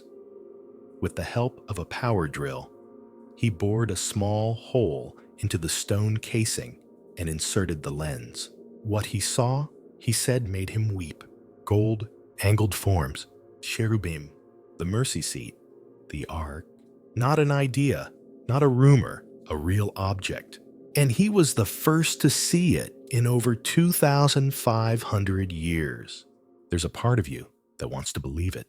A man with no scientific training, no academic backing, no funding, who stumbled onto the greatest treasure in biblical history, using only his Bible, his bare hands, and stubborn faith. But there's also a part of you that whispers, is that how this really works? And maybe that's the tension at the heart of this story. Because whether you believe in Ron's ark or not, you're now neck deep in the mystery. You've followed him into the caves, over the stone, through the rumors and rituals and quiet prayers in the dark, and you've seen what he saw, even if just in your imagination, a dusty chamber, a golden lid, and a story that refuses to die. Ron Wyatt had found the cave, the stone box, the gold gleam, the deep dread, and now he had a decision to make. What next? He believed he was the only person on Earth who had seen the Ark of the Covenant in over 2,500 years. But unlike Indiana Jones, he didn't have a museum lined up or a university grant to file. He had something far more complicated, an invisible contract with God. He believed he wasn't supposed to tell the world, at least not yet. And that wasn't just instinct. He said the angels had told him. Yes, literal angels. 4 of them. Ron claimed that when he returned to the chamber alone on one occasion, he wasn't alone for long. He said the air change turned thicker, charged with something electric, but not earthly. And then, as his eyes adjusted to the low glow of his flashlight, he saw them 4 beings standing near the stone box, bathed in light, motionless, but not lifeless. Ron didn't describe them in flowery terms, not glowing robes or flaming swords. But he did say they were unmistakable, and that they weren't human. He claimed these angels told him it wasn't time yet, that the ark must remain where it was, that the world was not ready. But the part that stunned even his closest listeners, he said the angels helped him open the stone box, lifted the mercy seat, solid gold, estimated at 900 pounds, and held it in place while Ron reached inside and removed the tablets of the 10 Commandments. He described them as unbroken, glossy, with writing etched by the finger of God. He said they were unlike any human artifact he'd ever seen. Then he placed them back inside. The angels lowered the lid, and the moment ended. Now, whether you believe Ron Wyatt literally met angels in a cave or not, one thing is certain, that detail locked his story into a different category. No longer was this just biblical archaeology. This was divine revelation, and the world took notice. Ron began to attract a small but passionate following. Churches invited him to speak. Christian television gave him airtime. Believers flocked to hear his account, some wide-eyed, others skeptical but curious. He spoke softly with conviction, always emphasizing that this wasn't his discovery. He was just the messenger. But for every believer, there were 10 critics. The academic world was almost universally dismissive. They pointed out the lack of documentation, the absence of evidence, the secrecy. They noted that the Israeli Antiquities Authority denied ever giving him a dig permit, that no one else had seen the Ark, that Ron's discoveries always seemed to match exactly what Bible illustrations looked like, not necessarily what archaeology might expect from 3,000 years of burial. Some were less diplomatic. They called him a fraud, a fabulist, a man chasing attention, money, or delusion. But here's the thing, Ron never got rich. He didn't live in a mansion. He didn't drive sports cars or wear $1,000 suits. He spent most of his life working hospital shifts, saving enough money to buy another plane ticket to Jerusalem, then crawling into caves until his knees bled. His children said he was humble, intense, sometimes obsessed, but never dishonest, and he never stopped. For years after that breakthrough moment, he returned to the site. Not to dig, he said that was done, but to pray, to wait, to see if the time was right. But it never was. Eventually, he said the entrance tunnel had been sealed by Israeli authorities, poured over with reinforced concrete, closed permanently. Once again, it was just him, his memory, his story, and an ark buried in silence. For the rest of his life, Ron Wyatt stood by what he had seen. He gave interviews, wrote accounts, delivered presentations. He added more discoveries to his resume: Noah's Ark Mount Sinai, the true site of Jesus' crucifixion, each more controversial than the last. Each met with the same mixture of awe and eye rolls, and yet he never changed his story. He never embellished it with wild theatrics. He simply said, "This is what I saw. This is what I was told. The rest is up to God." And perhaps that's what made him so compelling. He didn't seem like a con artist. He didn't act like a cult leader. He wasn't slick or flashy. He was soft-spoken, southern, kind-eyed. The kind of guy you'd trust to watch your house while you're on vacation. Except, of course, for the fact that he claimed to have handled stone tablets written by the creator of the universe. It's a strange tension, because on paper, the story is outrageous, preposterous. A divine artifact buried under Jerusalem, guarded by angels, revealed to a nurse from Tennessee. But in his voice, it didn't sound outrageous. It sounded calm, honest, maybe even heartbreaking. He wanted people to believe not in him, but in the Bible. That was his mission. To show that the old stories were real, that God didn't abandon the world to myth and metaphor, that faith had fingerprints, and so he held on to the secret. He said the time wasn't right, the world wasn't ready, and maybe he was right, because what would happen if someone showed the Ark of the Covenant tomorrow? Not a replica, not a theory, the real thing, covered in gold, ringed with cherubim, lid heavy with age and glory. Would people bow? Would they believe? Would they care? Or would they just scroll past it, lump it in with moon landing conspiracies and alien mummies and blurry Bigfoot footage? Because the truth is, we don't just lose relics, we lose our capacity to recognize them. Ron died in 1999. He was 66 years old. His grave is simple, unadorned. There is no golden cherub carved on his headstone, no velvet rope guarding the grass, but he left behind something that doesn't decay. A question, a mystery, a cave in Jerusalem that may or may not hold the most sacred object ever made. And the belief that maybe the things we call myths are waiting patiently, silently, stubbornly to become facts. The world didn't stop when Ron Wyatt died.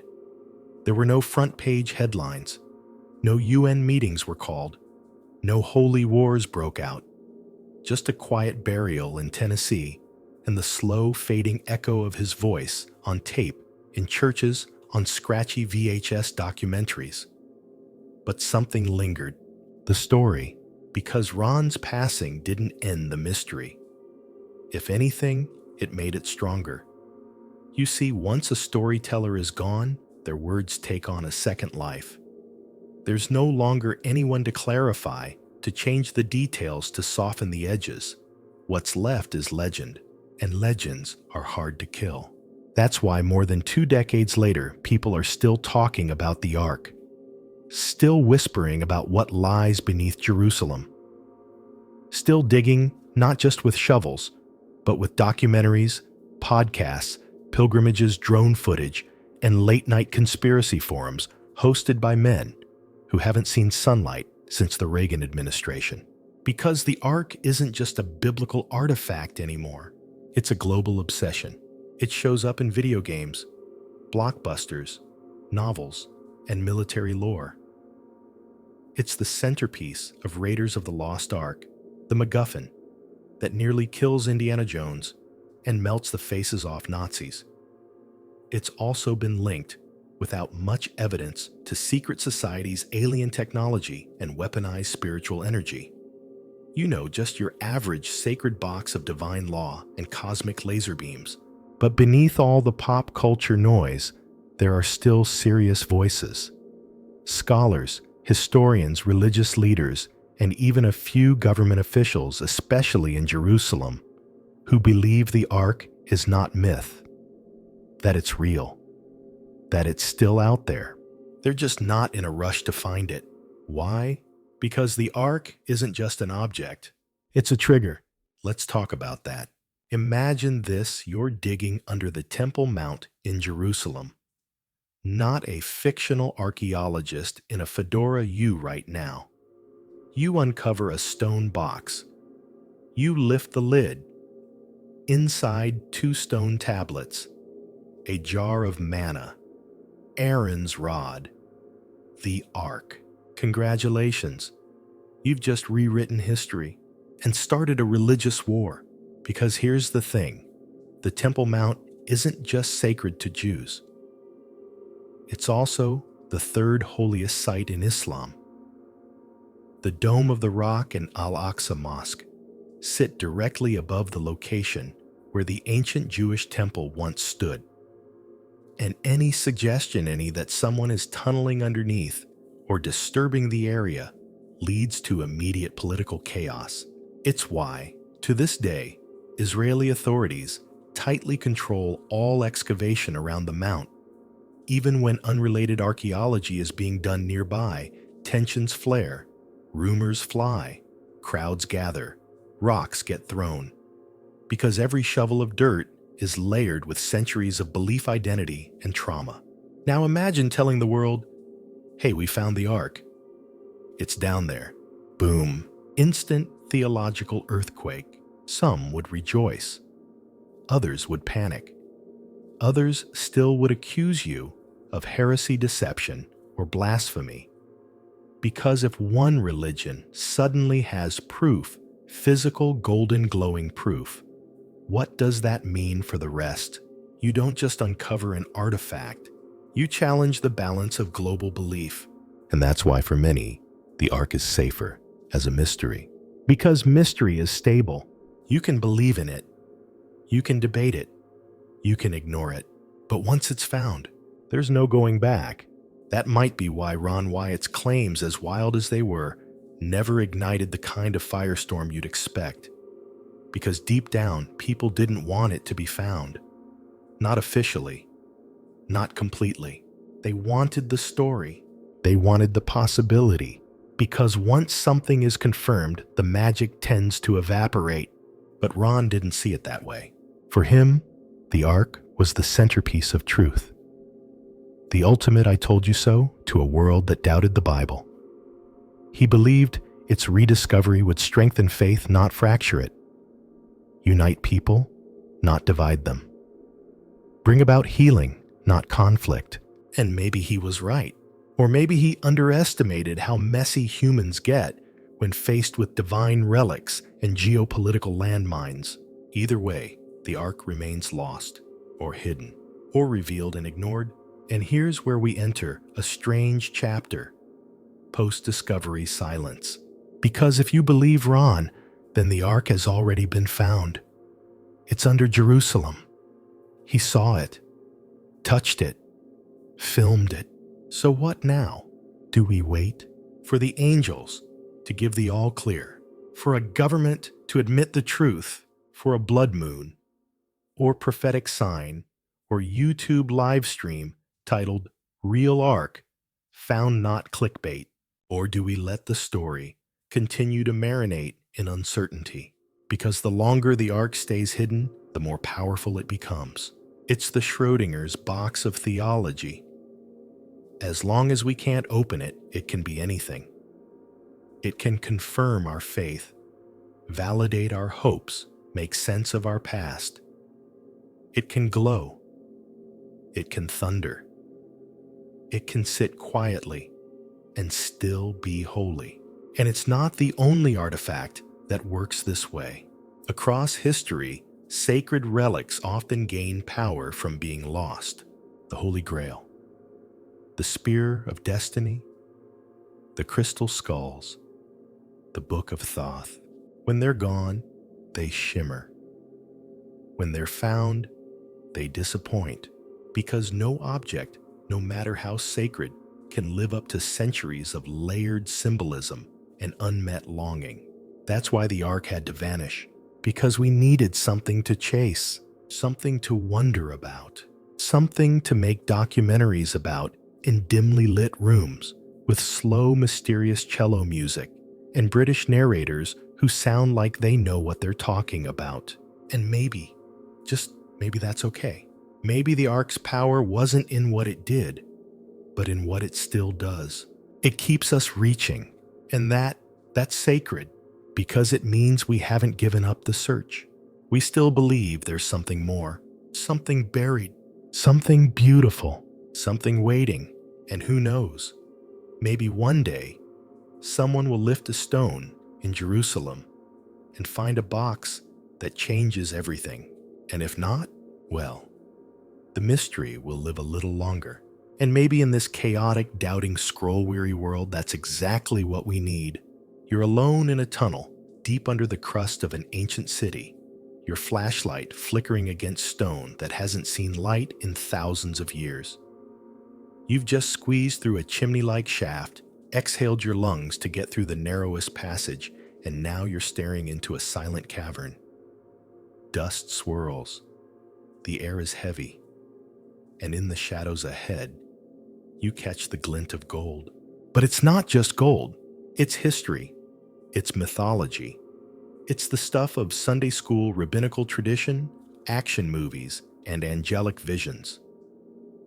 It's the Ark of the Covenant, or something shaped very much like it. This is the moment Ron Wyatt claimed to have lived.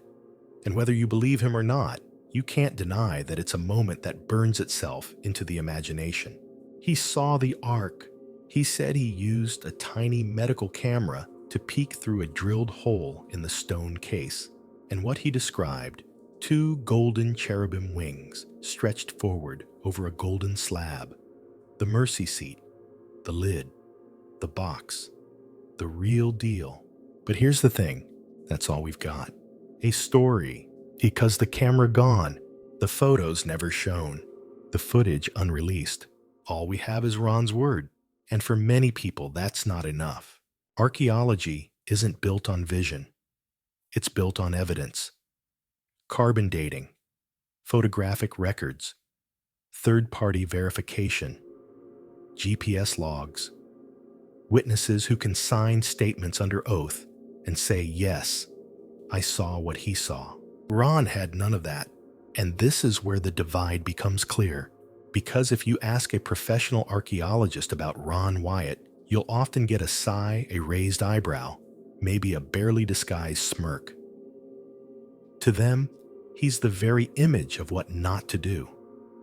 He didn't follow academic methods. He didn't publish peer-reviewed papers. He went looking not for artifacts, but for answers, and worse answers he already believed he had. To a trained scientist, that's bias. It's confirmation seeking. It's bad practice. But if you ask a believer, someone who loves the Bible, someone who longs for evidence that the stories they hold sacred really happened, Ron Wyatt is a hero. A flawed one, sure, but brave, faithful, unwavering. He didn't wait for credentials. He went. And in that tension, a bigger question emerges. Can someone be both wrong and meaningful? Can someone search for the wrong reasons, but still bring people closer to something true. Because the Ark Ron described the one covered in gold, crowned with cherubim sealed in silence, wasn't just a relic. It was a symbol. It was the last piece of the puzzle, the final artifact, the ultimate see it really happened. And the need for that deep down for many people is real. For some, faith is enough. But for others, faith feels fragile without something tangible. A stone, a shroud, a box. And Ron offered that, even if just for a moment. Even if just in the quiet theater of the mind. But let's zoom out for a second. Let's talk about what the Ark meant and means, even if it's never found. Because the Ark wasn't just a box for tablets. It was a mobile sanctuary, a moving embodiment of covenant, a reminder that God wasn't stuck on a mountaintop or in a pillar of fire. He traveled, he camped, he moved with his people. And that idea that the divine can be present is at the very center of faith. The Ark was carried on poles. It was never to be touched. It was always to be treated with reverence. But it also went into battle. It crossed rivers. It circled cities. It sat in tents, in dust, in blood, in praise. It was holy, but not distant. And maybe that's why we still long for it. Because even now, in our wired-up, digital, postmodern, scientifically filtered world, we still want to believe that something sacred can be right there beside us. Not far away. Not abstract, but with us. That's what the Ark represented. Not just law, not just order, but presence. A God who dwells not only in temples or clouds or theories, but right here. Between two golden wings on a slab of hammered gold carried on the shoulders of men walking through the wilderness. So when Ron said he found it, people listened, not because they needed more gold, but because they needed that.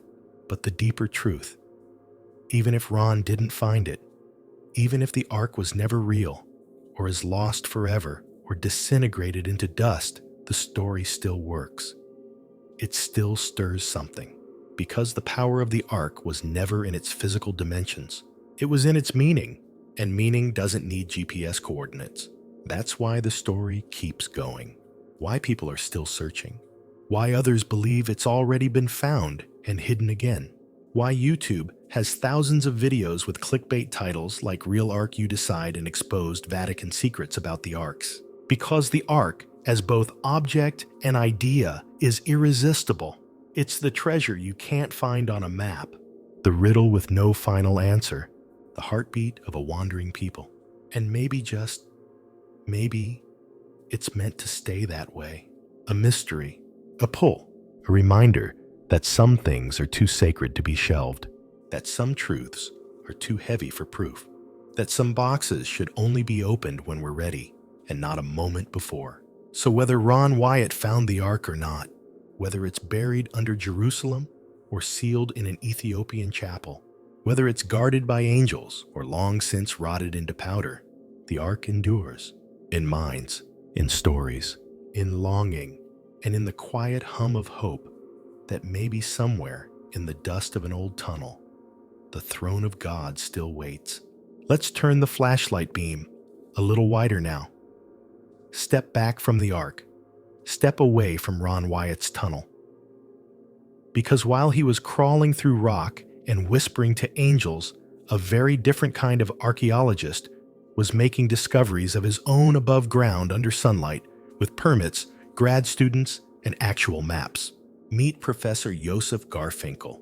He's not from Tennessee. He doesn't carry an 8mm film camera or rely on divine impressions. He's the real deal, an Israeli archaeologist professor at the Hebrew University of Jerusalem, and someone who spent decades in the field trowel in hand, examining the dirt beneath the stories. In 2011, Garfinkel was digging at a site called Khirbet Kiafa. You've probably never heard of it. It's a dusty hilltop above the valley of Elah, the same place, according to tradition, where David threw a stone at Goliath and became a legend. He wasn't looking for giants or arks or hidden scrolls. He was just doing what archaeologists do, carefully, methodically excavating layers of time, trying to understand how people lived, what they ate, what they built. And then his team uncovered something odd. At first, it was just fragments. Bits of carved stone too broken to make much sense of. But they were stored, labeled, and sent off for conservation. Cleaned, studied, puzzled, together like ancient Legos. And slowly, a picture emerged. It wasn't just stone, it was a model. A miniature stone structure carved from a single block, painted red, with little pillars and lintels and what looked like doorposts. A building, but not for people, for something else. Garfinkel studied it. He knew it wasn't a shrine in the modern sense. It was too small, too specific. He compared it to biblical descriptions. The design echoed something strangely familiar, and then it clicked. This wasn't just a model building. It was a portable shrine, a representation of something sacred, something that could be moved from place to place. Sound familiar? Garfinkel didn't call it the Ark of the Covenant. That's not how academic papers work. But he did say this: I believe this object was used in ritual, that it housed a symbol of God, and that it represents a long-lost tradition of portable sanctuaries, what the Bible calls the Ark. Pause. Think about that. Because here we are, miles from the Garden Tomb, in a site completely unrelated to Ron Wyatt or his excavations. And a respected archaeologist just found something that looks suspiciously like a mini version of the Ark of the Covenant based on biblical architecture dated to roughly the same time period. And it wasn't alone. Another model shrine was found, this one made of pottery. Similar dimensions, similar design, different material. A pattern began to form. These weren't one-offs. They were part of a ritual system. A system that wasn't about one ark, but many. Let that sink in. Because if you grew up thinking the ark was a singular one-time golden throne of God carved, once carried, forever lost, forever, this kind of messes with your expectations. Because what Garfinkel's discovery suggests is that arks in some form or fashion may have been common in ancient Israel. Not all covered in gold, not all guarded by angels, but simple symbolic containers for holy items, for sacred presents, made of stone, made of clay, made to move. The word used in Hebrew is Aaron, which literally just means box chest or cupboard. It's the same word used to describe Joseph's coffin in Genesis. So when the Bible says Ark of the Covenant, it doesn't mean magic gold laser weapon. It means the chest that holds the agreement. The importance wasn't in the material. It was in what it represented. This changes everything because it suggests that the Ark wasn't some exclusive supernatural device, but part of a broader religious practice, a portable symbol of divine presence, a ritual object used across cities and villages, some elaborate, some humble. And that leads to a new unsettling question. What if the Ark Ron Wyatt found, if he found one at all, wasn't the Ark? What if it was an Ark, one of many, maybe used in worship, maybe made later, maybe buried by refugees or zealots or priests trying to preserve a fading tradition? That wouldn't make it worthless, but it would make it different. And this is where history and myth start to wrestle, because we like singular things. The Ark, the Grail, the sword in the stone. It gives the story weight, drama, a climax. But history is rarely that neat. History is cluttered, messy, layered with repetition, reinvention, regional tweaks.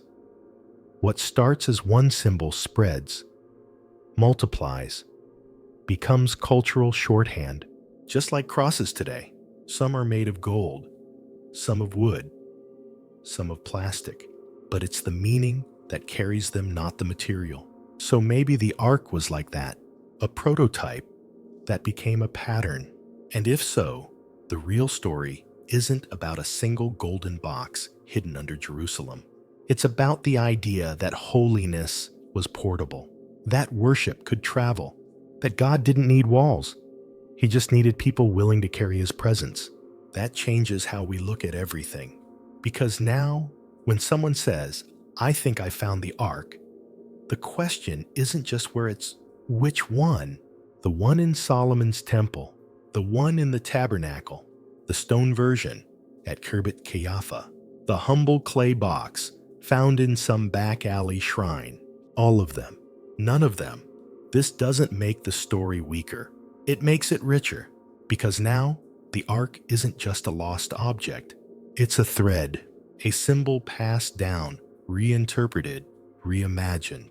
The Ark becomes a vessel for faith itself. And maybe that's the point. Maybe the Ark was never meant to be found, just remembered, recreated, carried one heart at a time. Let's slow down for a second, breathe. We've been chasing golden boxes through tunnels, crawling behind angels, decoding pottery shrines on ancient hilltops. But now, it's time to sit cross-legged for a moment and ask something quietly unsettling. What if Ron Wyatt didn't find anything? Not because he lied, not because he staged it, but because he believed so deeply, so desperately, that he saw what he wanted needed to see. You see, one of the most curious things about Ron's Ark was how perfectly it matched Sunday school imagery. Two cherubim facing each other. Check.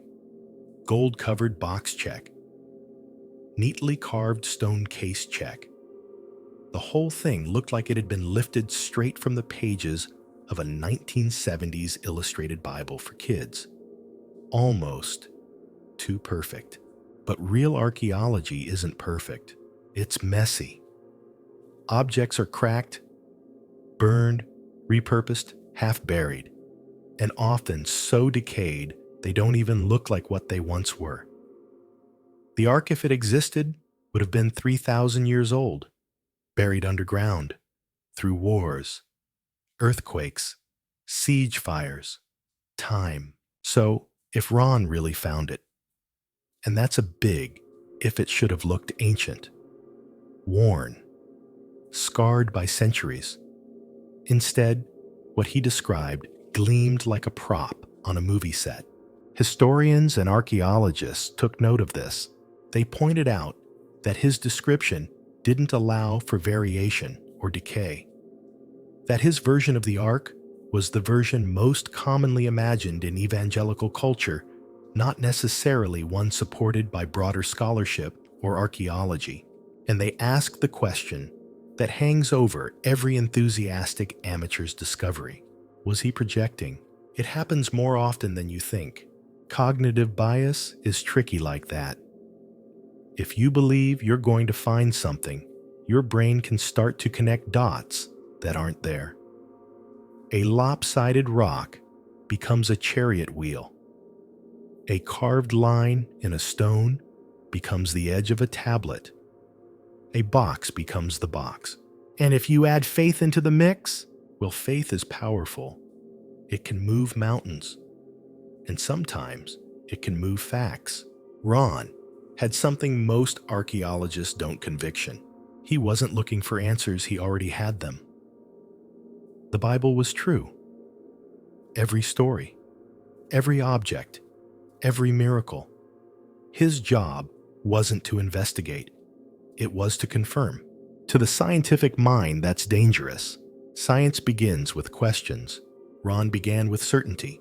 That's not to say he didn't find anything. He may well have discovered objects, a chamber, a stone box, artifacts of some kind. But what were they really? That's the problem. We don't know. There are no peer-reviewed publications, no independent verification, no photos released, no samples analyzed in a way the wider scientific community could assess. So, all we're left with is the tale. And tales, even good ones, aren't evidence. Now, that doesn't mean Ron was trying to deceive people. Far from it. In fact, almost everyone who met him described him the same way: humble, sincere, polite, not a showman, not a huckster. Just a man who deeply truly believed he was on a mission from God. So maybe this wasn't fraud. Maybe it was faith. And maybe that's what makes the whole thing so heartbreaking. Because in a world obsessed with proof, here was a man waving at the horizon saying, "It's there. I saw it." And the world shouted back, "Show us." And he couldn't, or wouldn't, or wasn't allowed to. And so he was ridiculed, dismissed, filed away in the dusty cabinet labeled well-meaning oddballs. But here's the twist. Despite all that Ron's story stuck, it clung to people. To this day, thousands believe he was right. They study his videos. They follow his trail maps.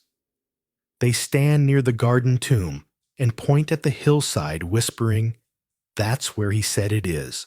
Why? Because Ron offered something most archaeologists can't: hope. Not just facts, not just data, not just carbon dates and sediment layers and pottery shards, but meaning. And meaning is harder to measure because facts answer questions, but meaning answers longing. Ron didn't just say, "Here's an object." He said, "Here's proof that God really did dwell among us, that the stories are true, that the ark is not lost, that maybe we're not either." And for many people, that's enough. Or at least it's enough to hope. But the professional world kept asking questions. Where's the permit? Where's the chain of custody for the artifacts? Where's the documented analysis? Where's the raw footage? Ron said the Israeli authorities sealed the entrance after his discovery, that he wasn't allowed to share more, that the timing wasn't right. But again, there were no signatures, no official letters, no independent witnesses, just his word. And maybe that's where we have to make peace with the story. Maybe the ark Ron found, if he found anything, was never meant to be revealed in full. Maybe it was meant to spark imagination, not settle it. Maybe it's not about the box at all. Maybe it never was. Because the real ark, the one people carry around in their hearts, isn't a gilded chest with winged angels and stone tablets.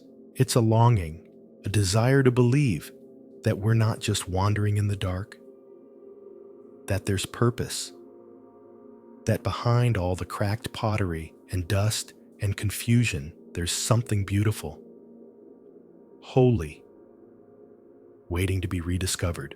That's what Ron gave people, not just a tunnel and a story, but a glimpse, a whisper, a hint that maybe, just maybe, the sacred hasn't left us. It's just sleeping, waiting, hidden in some chamber behind our skepticism, our exhaustion, our questions. And maybe we're the ones who need to dig. Maybe we're the ones with dust on our knees groping through the dark, listening for something ancient to stir. Not because we expect to find a box, but because we're hoping to find presence. So here we are, standing at the crossroads of history, faith, and possibility. One path leads to scholarship excavation and data-driven skepticism. The other winds through personal conviction, holy mystery, and a cave lit only by a flashlight and belief. But what if there's a third path, one carved not by Ron Wyatt or archaeologists, but by the people who've been quietly chasing the ark, long before anyone had a film crew or fiber optic scope? Let's talk about Ethiopia, not Indiana Jones Ethiopia, real Ethiopia, a nation with ancient Christian roots, where priests still walk barefoot through stone churches carved into cliffs, and where tradition holds fast like the stone walls of Lalibela. Here, the Ark of the Covenant isn't a mystery, it's a fact. They believe it's been in their possession for nearly 3,000 years. According to the Ethiopian Orthodox Church, the Ark was brought to their land by Menelik I, son of King Solomon and the Queen of Sheba. Yes, that Queen of Sheba.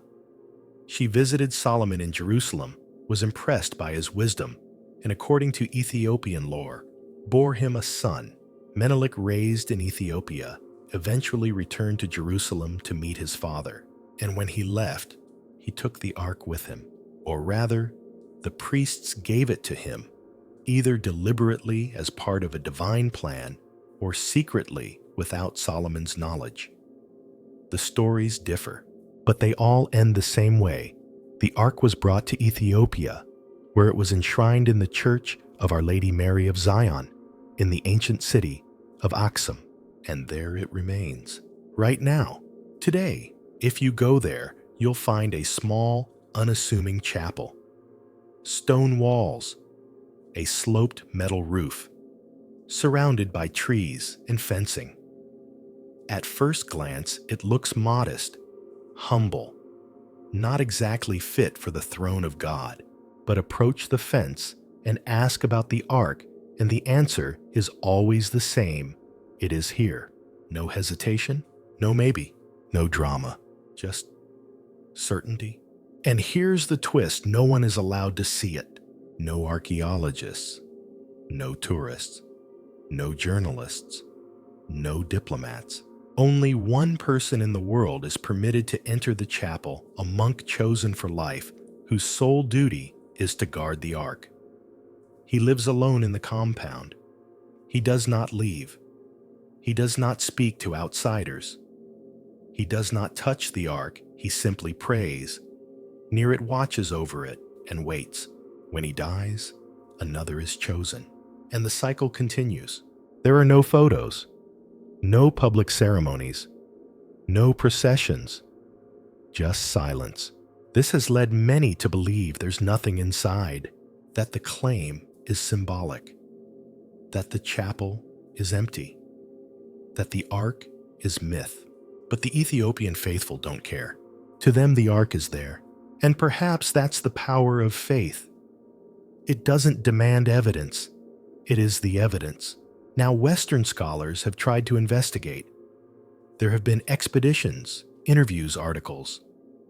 The late British scholar Edward Ullendorf claimed he was once granted access in the 1940s and said what he saw was a medieval replica, not a golden chest from Solomon's time.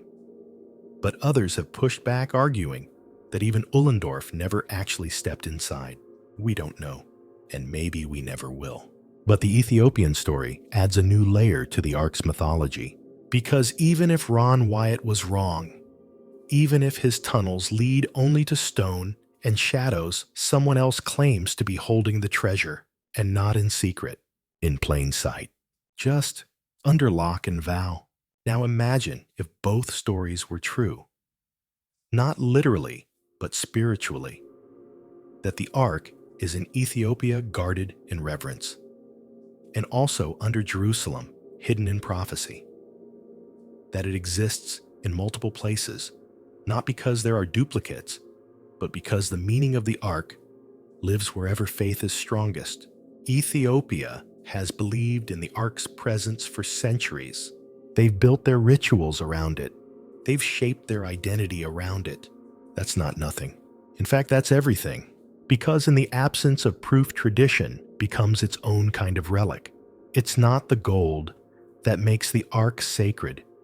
It's the weight of generations who have knelt before it, wept, for it carried it through droughts, wars, famines, and invasions.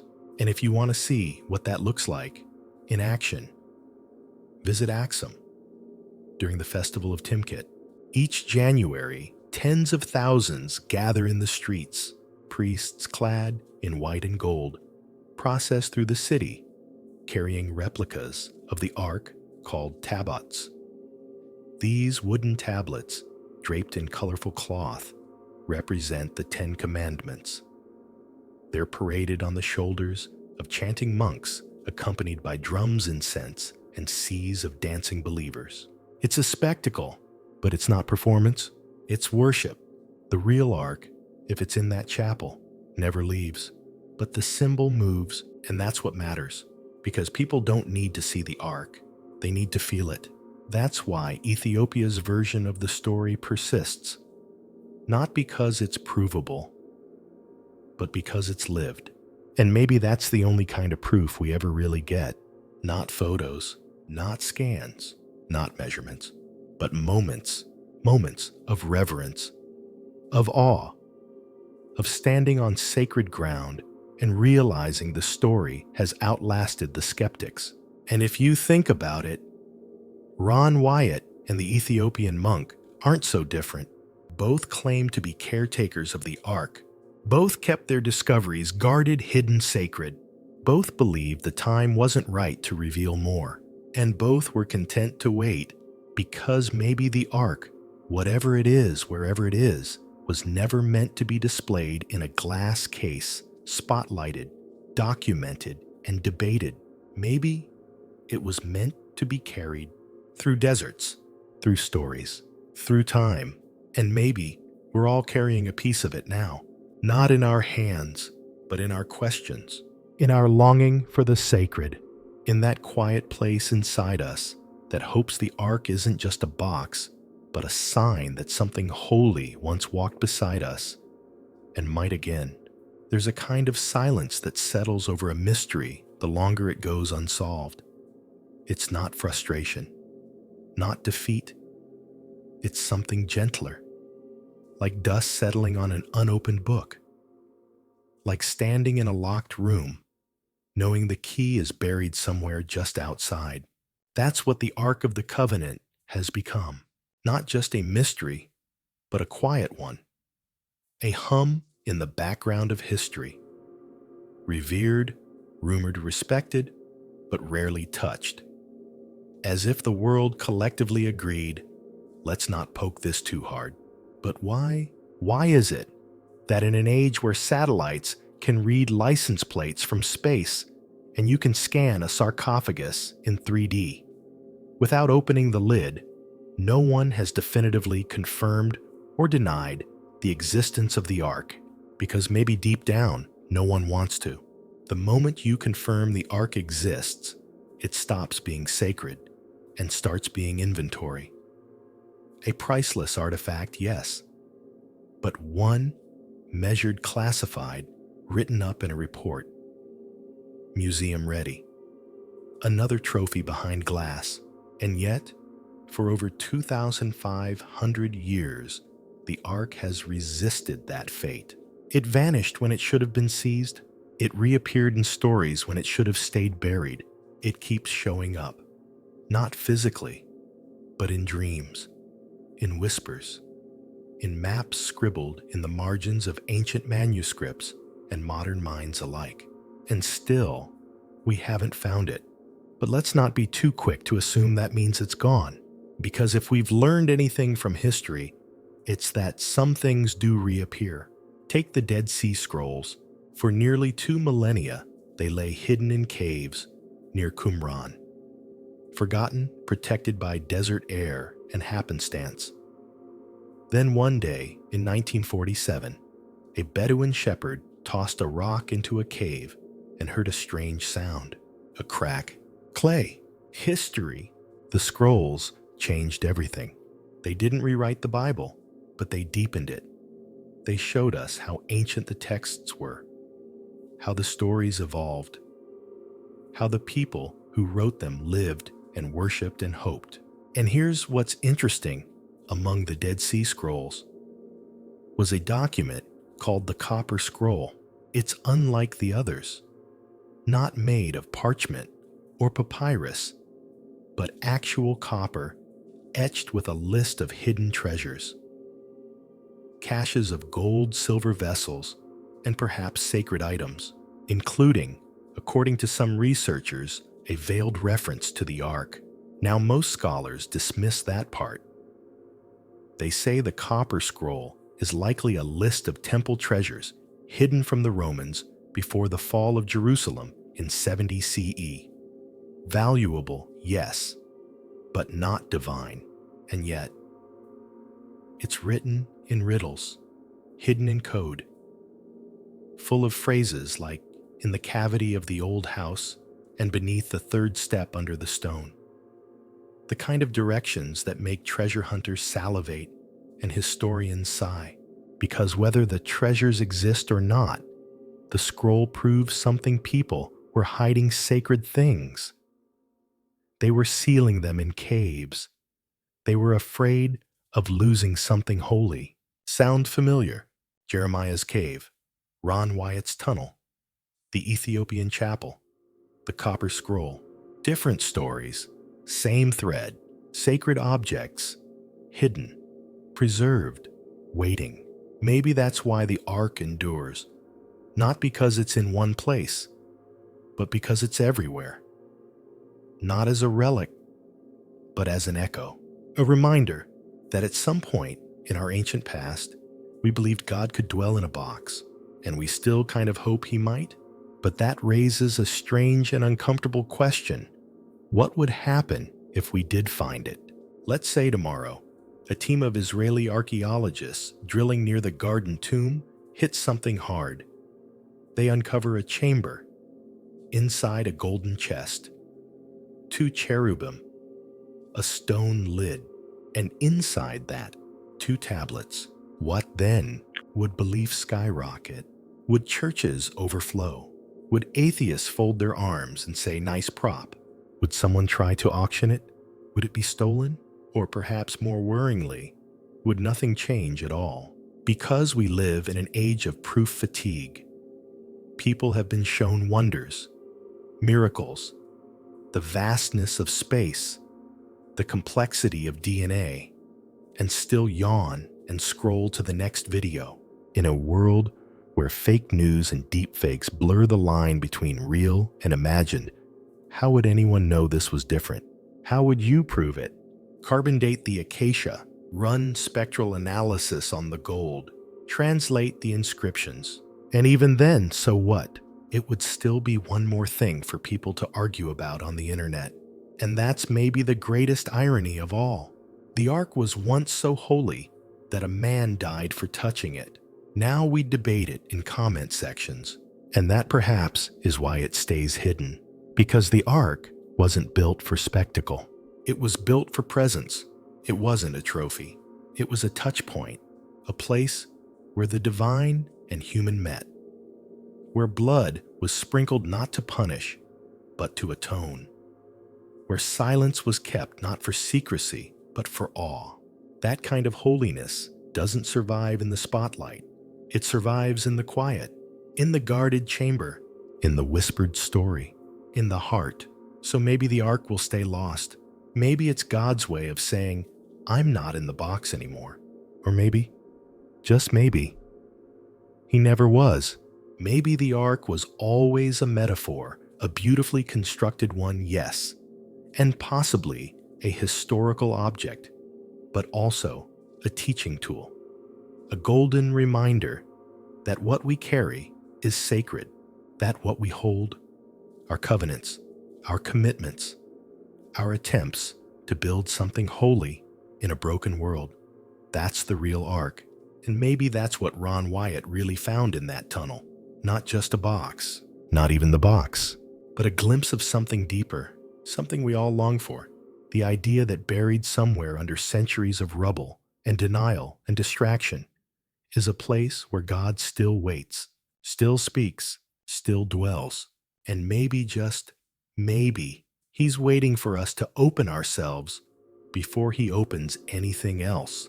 You've probably noticed by now this isn't just a story about an artifact. It's a story about longing, about what we've lost and what we hope to find again. The Ark of the Covenant isn't merely a golden box described in Exodus. It's become something more, something symbolic, something psychological. And in the 20th century, it started to take on a new identity, not as a relic of ancient worship, but as an object of immense power. In some circles, it became a weapon. Enter the Nazis. Now, this might sound like a movie plot, and in fact, it is a movie plot. Raiders of the Lost Ark didn't invent the connection between the Ark and the Third Reich, but it popularized it. What many people don't realize is that the film's central premise that Hitler was obsessed with acquiring supernatural artifacts isn't just Hollywood flair. It's based on history, twisted, terrifying history, because Hitler wasn't just trying to conquer countries. He was trying to conquer meaning. The Nazis were obsessed with symbols, with myth, with power that reached beyond guns and tanks. They had entire departments dedicated to researching ancient runes, Aryan mythology, and sacred relics. Their scholars traveled the globe, searching for objects that could lend legitimacy to their ideology, or worse, amplify it. Among the most sought after of these relics, the Spear of Destiny, also known as the Holy Lance. This was the spear that supposedly pierced the side of Christ as he hung on the cross. According to legend, whoever possessed it could not be defeated in battle. Charlemagne had it. Napoleon allegedly sought it. And Adolf Hitler believed that with the spear, he could become unstoppable. In 1938, when Germany annexed Austria, Hitler made a personal visit to the Hofburg Palace in Vienna, where the spear was kept in the imperial treasury. Shortly afterward, the artifact was moved to Nazi-controlled Nuremberg, a city Hitler considered the spiritual heart of the Reich. To Hitler, this wasn't just a symbolic act. It was conquest on a spiritual level. And if he believed the Spear of Destiny held divine power, why not the Ark? Though there's no definitive record that the Nazis ever searched directly for the Ark of the Covenant, it's well within the realm of possibility. Their obsession with Old Testament objects and biblical prophecy was real and deadly. Because to them, artifacts like the Ark weren't just religious symbols, they were tools. They believed these relics, if located and weaponized, could tilt the balance of power, bring legitimacy to the Reich, and establish a kind of mystical authority over the world. And that's where things get eerie, because when you take a symbol of divine presence, an object meant to unite a people, remind them of mercy and covenant, and try to turn it into a weapon, something breaks. The Ark isn't a bomb. It's not a key to global dominance. It was never meant to be a throne for dictators. And yet, when evil looks for holy things, it always tries to twist them. The idea of the Nazis chasing the Ark may sound like fiction, but it speaks to a deeper truth. Even the worst ideologies want access to symbols of the divine, not because they revere them, but because they want to own them, control them. And that's the exact opposite of what the Ark represents. You don't control the Ark. You carry it carefully. You follow it, not command it. You fear it, not flaunt it. The Israelites knew this. Remember the story of Uzzah. The Ark was being transported on a cart, and when it began to slip, Uzzah reached out to steady it. A noble instinct, a human one. But in that moment, touching the Ark without permission, he was struck dead. That story still shocks people. It feels harsh, but it speaks to something deeper, the idea that the divine is not to be handled casually, that sacred things aren't playthings, that when you approach God's presence, you do so with reverence or not at all, which brings us back to our own time. Because if the Ark were found today, verified, filmed, paraded, how would we treat it? Would it become a tourist attraction, a bargaining chip between nations, a religious trigger, or worse, a military asset? The potential for misuse is staggering. Imagine governments fighting over where it belongs. Imagine religious extremists claiming it as divine proof. Imagine scientists dissecting it like an alien artifact, stripping it of story and soul in search of historical data. In short, Imagine humanity doing exactly what it always does when it stumbles upon something sacred, turning it into a spectacle. And that may be the greatest argument against ever finding the Ark. Because if it's truly the dwelling place of divine presence, maybe it's not ours to find. Maybe it's God's to reveal if and when He chooses. That's something Ron Wyatt believed deeply. He didn't try to excavate the Ark and haul it into a museum. He didn't demand headlines. He claimed to be shown the Ark, not for fame, not for proof, but as part of a larger unfolding story. He believed that when the time was right, it would be revealed not by men in suits, but by the Creator Himself. Until then, the Ark stays in waiting. And perhaps that's not just wise, but merciful.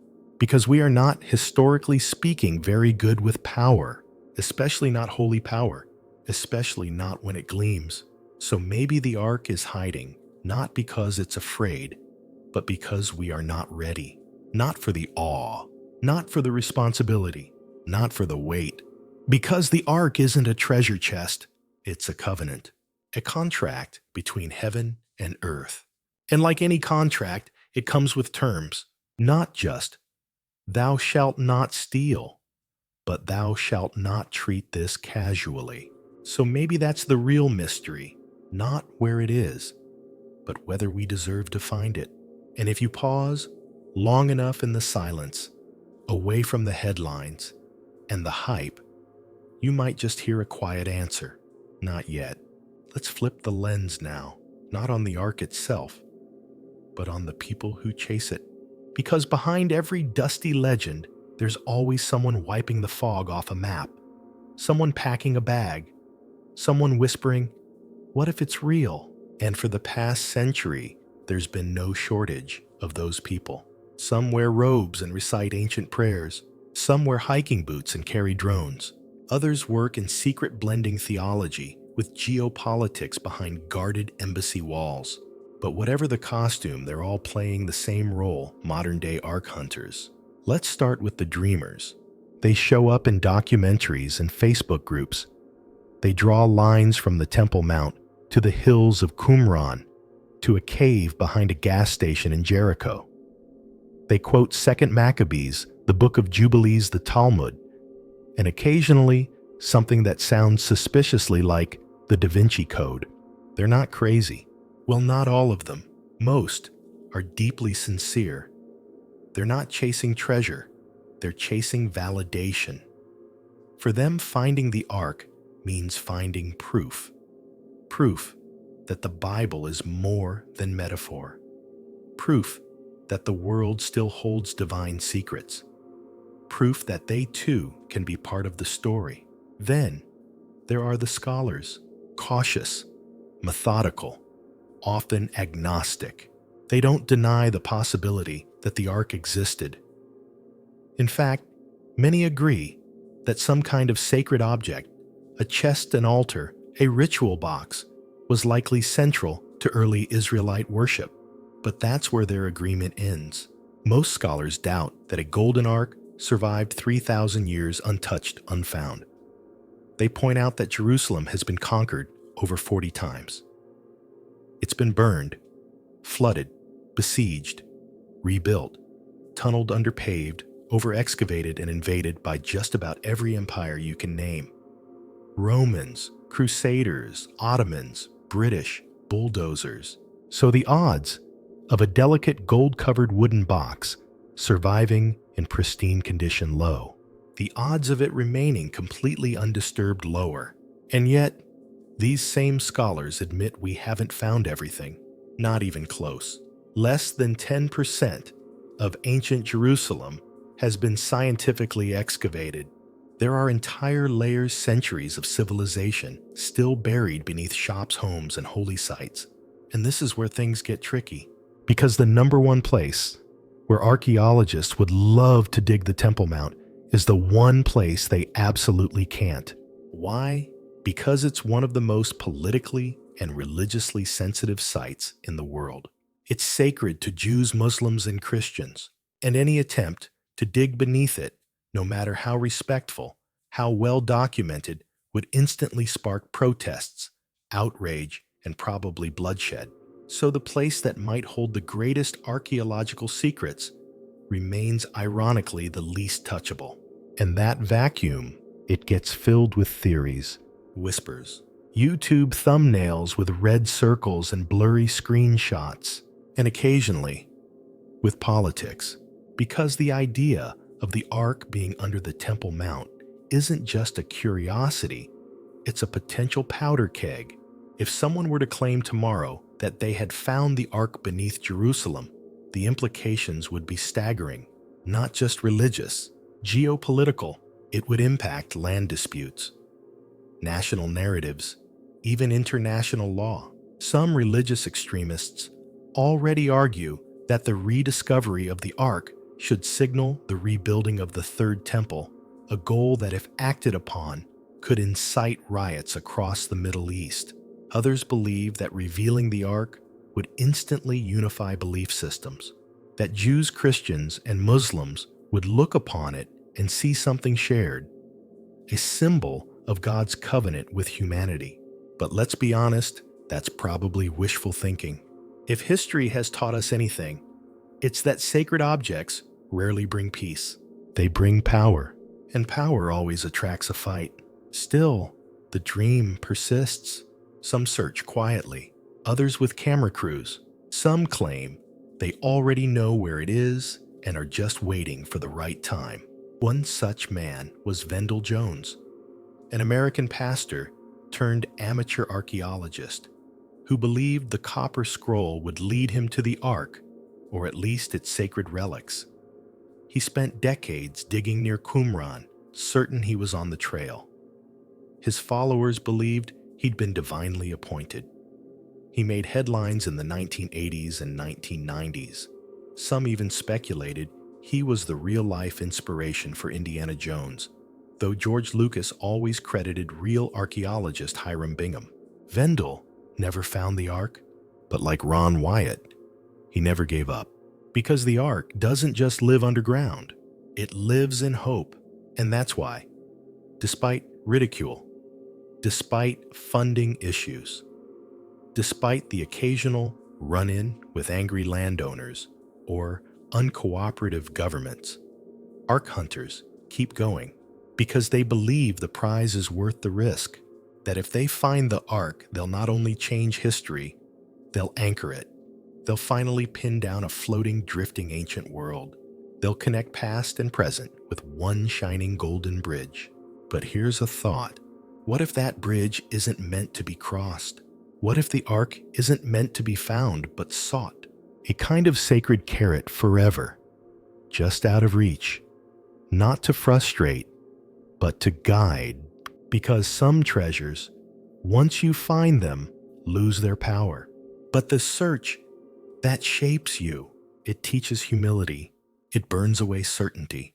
It makes you crawl through tunnels, not because you're sure, but because you're willing to try. And that's what every true Ark hunter, whether academic, spiritual, or somewhere in between, has in common. Not certainty, not even success, just willingness to believe, to look, to dig, to hope. And in a world that often forgets how to hope, maybe that's the real miracle. That a lost golden box last seen 2,500 years ago can still make us wonder, still make us care, still make us search. If you're still with me, 30 feet underground, flashlight dying back sore, heart beating like a war drum, then let's talk about what it means to never stop searching. Because at some point, the hunt for the Ark of the Covenant becomes more than historical curiosity. It becomes personal. Why? Because when we talk about a golden box that once held the voice of God, we're really talking about something else. We're talking about access. The Ark wasn't just a container. It was a door, a bridge between heaven and earth, a visible physical space where the divine agreed to dwell right there in the middle of a flawed, dusty, rebellious people. No walls too high, no mysteries too far removed, just a box, a voice, a presence, and then it was gone. When the ark disappeared from the temple, something broke in the relationship between the sacred and the physical. After that, worship became more abstract, prophets more distant. No longer did fire descend from heaven. No longer did God speak from between the wings of golden angels. He spoke through silence, and we, being human, filled that silence with stories. Some said the ark was taken to Babylon. Others said it was buried before the fall of Jerusalem. Some pointed to Africa, others to the Vatican. But here's what no one could do: let it go. Because once you've had something holy, you can't unfeel it. You can bury it. You can deny it. You can mock the people still digging for it. But you can't pretend you don't feel the absence. That's what the ark became: absence with a golden outline. And maybe that's why its story has endured. Because in a way, we've all lost something sacred, and we've all been trying to get it back. Maybe it was a sense of wonder, or peace, or connection, or the feeling that the universe isn't random, but alive with meaning.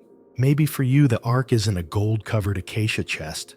Maybe it's the memory of being held by your grandfather during a thunderstorm, knowing you were safe. Maybe it's the voice that once whispered comfort during grief and hasn't spoken in years.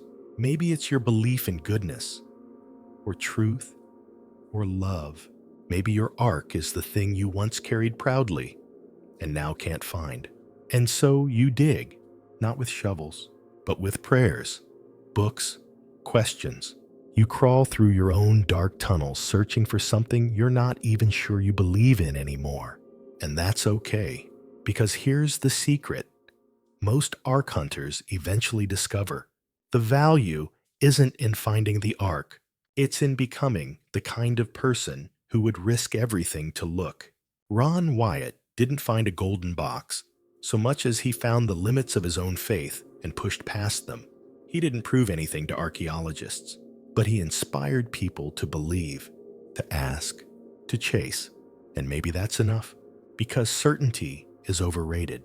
Certainty doesn't grow you, but mystery stretches you. It makes you get uncomfortable.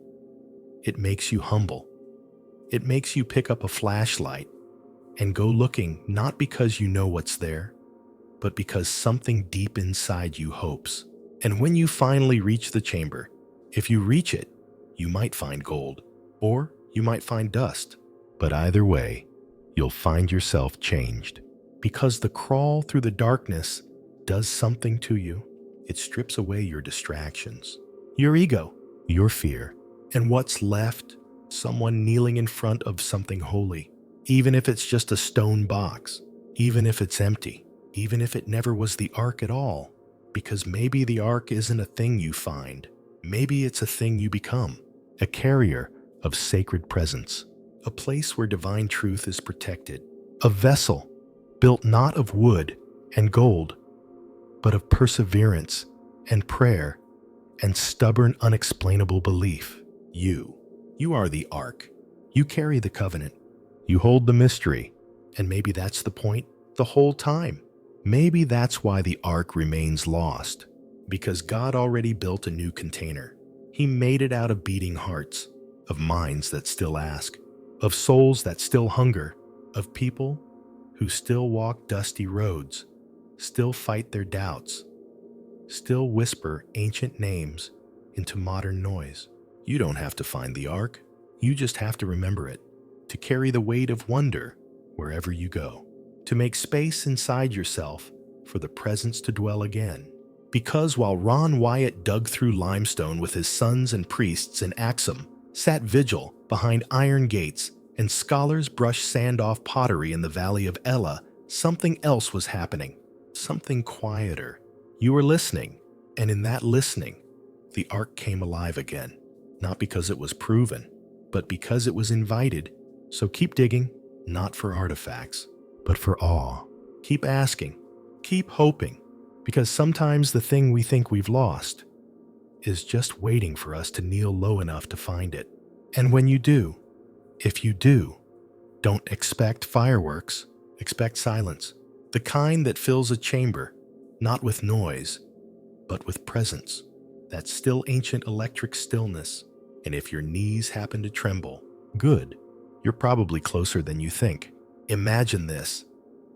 You've spent years crawling through caves, brushing away millennia of dust, sweating through layers of limestone. You're not after fame, not even fortune. Just one thing. That moment, the moment when you see something that makes all the blisters worth it, and then you do. Or at least, you think you do. That was Ron Wyatt's reality. But it could just as easily be yours. Because when the line between belief and discovery starts to blur, you don't always know whether you're uncovering a relic or building one from the inside out. It's a strange thing, this kind of searching. It starts with history, something once real, once seen. The ark in this case, described down to the cubit in ancient scripture. But the longer it stays lost, the more elastic it becomes. The more it becomes less about what it was and more about what we need it to be. And that's the heart of this section. What do we really want from the ark? Do we want confirmation? A. C. I told you so, to shout at the skeptics. Do we want closure, to solve the final biblical riddle and move on? Or do we want comfort, a sign that God hasn't ghosted the world? That somewhere beneath our feet, something holy still waits? Let's take that apart. First, confirmation. This one's easy to understand. Humans are pattern seekers. We want to believe that what we read and were taught isn't just symbolic. That there was a real Moses. That real tablets were etched by a real divine hand. That the events of Exodus happened in space and time, not just as lessons, but as logistics. Finding the ark would be the ultimate confirmation, not of faith, but of facts. Archaeologists call this evidentialism, the belief that religious texts can be supported piece by piece with physical remains.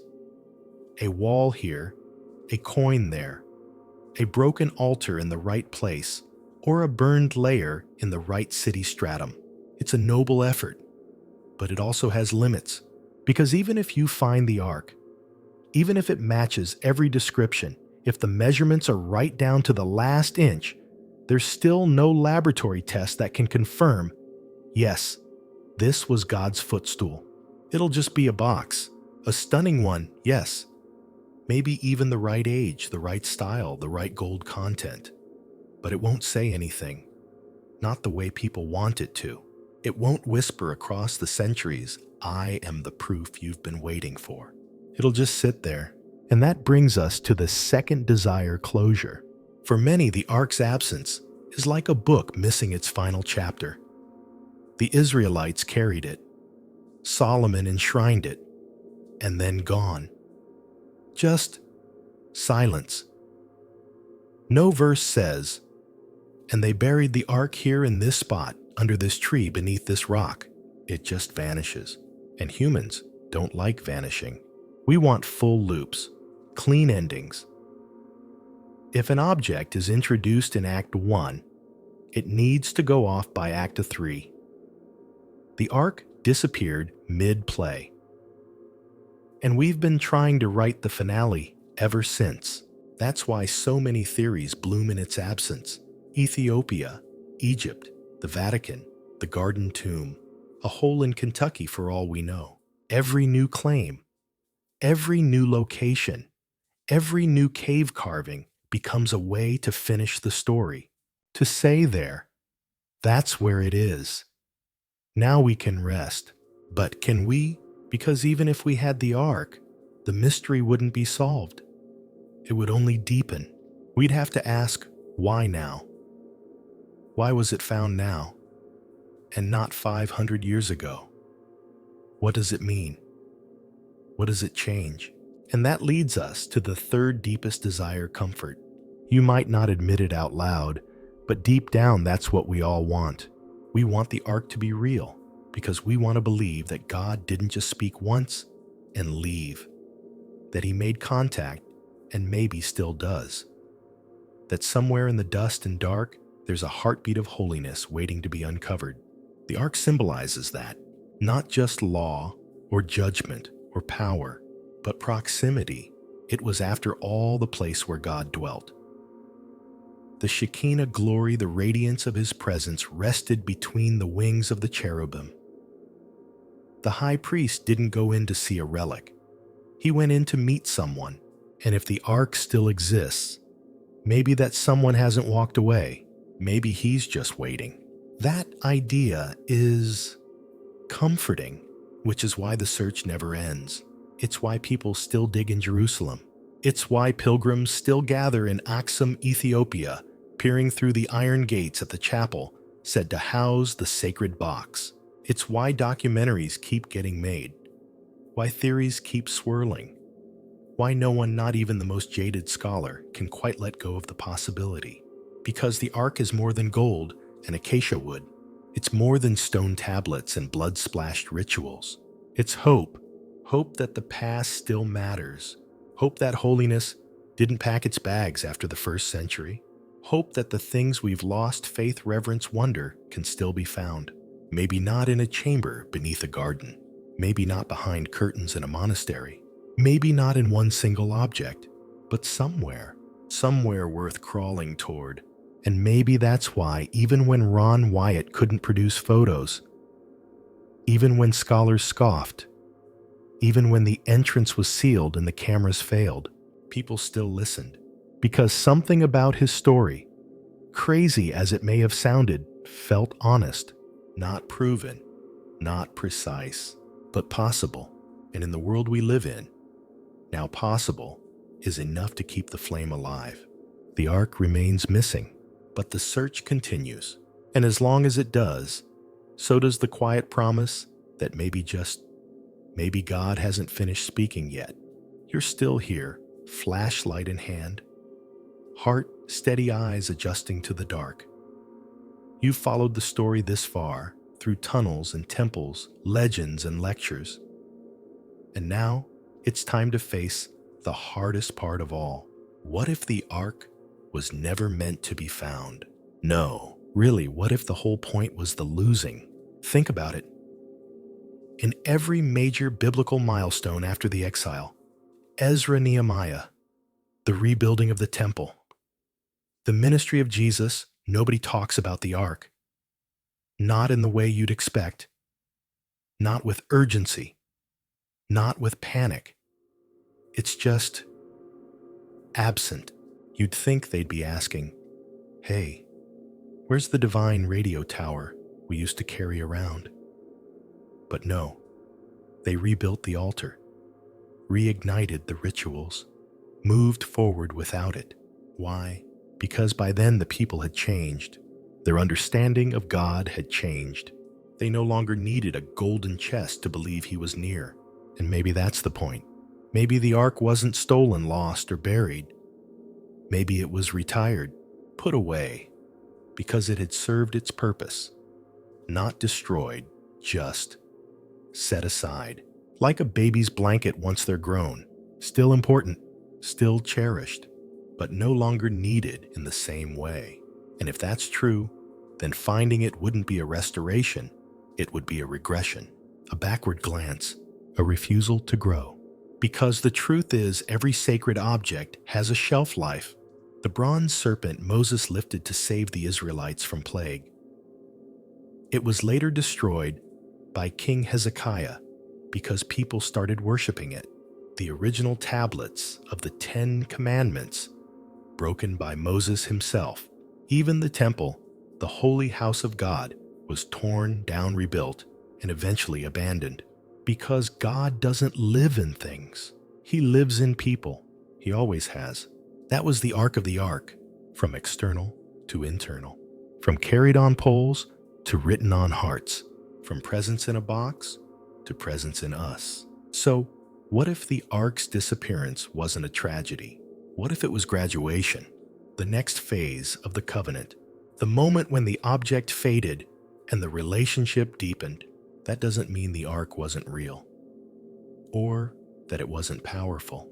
It just means it wasn't permanent. And that's okay.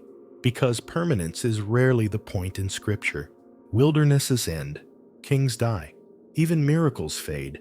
But the covenant, the connection between God and His people, that's what lasts. So maybe the Ark is like a story your grandmother used to tell. One so rich with meaning, so tied to your identity that you keep repeating it long after she's gone. You know the details. You know the lesson. You don't need to dig up her diary to know it shaped you. You carry it. It's in you. That's the mystery. That's the inheritance. And maybe that's why the Ark was never recovered. Because it was never meant to go into a museum. It was meant to go into motion, to inspire, to warn, to guide, and eventually to be let go of. It's strange, isn't it? We spend so much of our lives trying to recover what we've lost. Childhood, wonder, certainty. But sometimes, losing is the lesson. Sometimes letting go is the holiest thing you can do. That's not easy, especially not for Ark hunters, especially not for those who dream of peeling back a stone and seeing golden wings gleam in torchlight. But here's the truth. There's more holiness in the search than there is in the object. Because the search changes you. It humbles you. It tests your resolve. It makes you dig deeper into history, yes, but also into yourself. And if the Ark was simply meant to spark that process, then it's done its job. That's a hard pill to swallow, especially if you grew up with pictures of the Ark glowing like a sci-fi relic. But there's beauty in that perspective too. Because if the Ark was only ever a symbol of divine presence, and if that presence has already found a new home, then the most powerful thing you can do is stop looking and start living like you've already found it. And what would that look like? It would look like reverence. It would look like justice. It would look like mercy, applied, not theorized. Because the Ark wasn't just about rules. It was about relationship. The 10 Commandments inside weren't dry laws. They were love and structure. The mercy seat on top wasn't about punishment. It was about forgiveness. And that stone box, heavy with meaning, was just a temporary carrier of a truth that was always meant to spread. You, me, us. We are the carriers now. We are the Arks, not perfect, not golden, but chosen, capable of holding holy things if we're willing. And maybe that's the secret buried in all this mystery. Not that the Ark is waiting to be found, but that we are, because every time you choose compassion over cruelty, you reveal the covenant. Every time you act with humility instead of pride, you open the lid. Every time you seek truth when lies are easier, you shine like gold in the dark. The Ark was never the end game. It was a beginning, a portable promise, a sign that the sacred isn't far. It's with you, it's in you, and the real discovery isn't underground. It's in the quiet moment where you realize you've been carrying it all along. Let's talk about what happens when belief meets silence. When you've prayed, studied, crawled through ancient stone passages and come up empty-handed. No Ark, no gold, no dramatic confirmation of faith. Just silence. What do you do then? That's the question every Ark hunter eventually faces, not just the literal diggers like Wyatt, but the spiritual ones too. The people looking for answers, for signs, for something unmistakably divine, to peek through the cracks of everyday life and say, yes, it's all true. But what happens when all you hear is nothing? It's a sacred kind of disappointment, because silence, especially after great effort, feels personal. We want God to reward the journey. We want a moment, a whisper, a glint of confirmation. And when it doesn't come, when the chamber is empty, the relic absent, the trail cold, we're tempted to think the search was a waste. But maybe silence isn't absence. Maybe it's presence in a different form. Think back to Elijah on Mount Horeb. He expected God in the wind, the fire, the earthquake, the dramatic stuff. But instead, God arrived in a still, small voice. A whisper so quiet it was nearly missed. Maybe the same is true for the Ark. Maybe it's not a loud discovery waiting to make headlines. Maybe it's a quiet truth tucked away in the heart of those still willing to search in silence. And here's the other thing. If the Ark were easy to find, it would have been found by now. But the longer it stays hidden, the more meaningful it becomes, because its absence demands something from us. It demands patience, imagination, discomfort. And those aren't bad things. In fact, they're deeply spiritual, because the most important discoveries in life, love, forgiveness, purpose, rarely show up in gold plating. They show up slowly, in quiet corners, in broken places. The Ark lost or not invites us into that kind of journey, but we have to let it. That means being okay with mystery. Something we're not very good at these days. We like answers, conclusions, fast ones. We like our information categorized, confirmed, and delivered in 5 seconds or less. But the Ark won't fit in that format. It demands time and humility, because the moment you start believing you deserve to find it, that you've earned it through cleverness or righteousness, it slips out of reach. Maybe that's the built-in safeguard. The Ark could only be carried by priests. It could only be approached in holiness. Even then, the high priest entered the Holy of Holies just once a year, and only with fear and trembling. You didn't mess around with the Ark. You didn't grab it for glory. You approached it with awe. So maybe its silence now is less about God withholding and more about Him protecting us from our own pride, from treating sacred things like collectibles, from turning the holiest object in biblical history into just another selfie background. You can't rush reverence. You can't fast-track awe. That's why the Ark remains elusive, because to truly find it, you have to be transformed first. You have to become the kind of person who could walk into that cave kneel before the gold and not take a photo, not call a press conference, not even touch it. Just kneel and whisper thank you, and then leave it there. Because maybe it's not yours to take. Maybe it never was. That's hard for us to accept. We're raised to believe that if we find something, it's ours. But the Ark doesn't play by those rules. It was never about ownership. It was about stewardship. And maybe that's why people like Ron Wyatt, for all their flaws and controversies, still resonate. Because he wasn't trying to hoard it. He wasn't trying to sell tickets. He believed he was entrusted with something sacred, and he protected it even when the world rolled its eyes. Was he right? Was he wrong? Does it matter? Because here's the beautiful irony. Whether or not Ron found the physical Ark, he helped thousands of people find something else. Curiosity, reverence, the kind of deep, slow-burning wonder that can't be faked. And that's a miracle in itself. Because we live in an age of overexposure. Too much noise, too many opinions, too little mystery. The Ark stands apart, untouched, unseen, unproven, but also undeniably there. Maybe not under Jerusalem, maybe not in Ethiopia, but somewhere. In the soul, in the hunger for truth, in the impulse to kneel in front of something bigger than yourself. And the longer it stays hidden, the longer that impulse stays alive.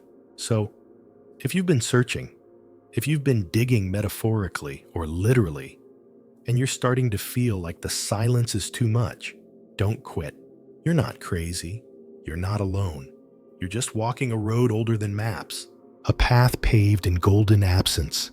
And if you listen closely, you might find the silence is speaking, saying, keep going, keep kneeling, keep carrying, because the Ark isn't lost. Not really. It's just waiting for us to catch up. If the Ark is waiting for us to catch up, maybe it's time we ask the bigger question. Not just where is it, but what are we supposed to do with it? Because let's say, just for a moment, that you found it.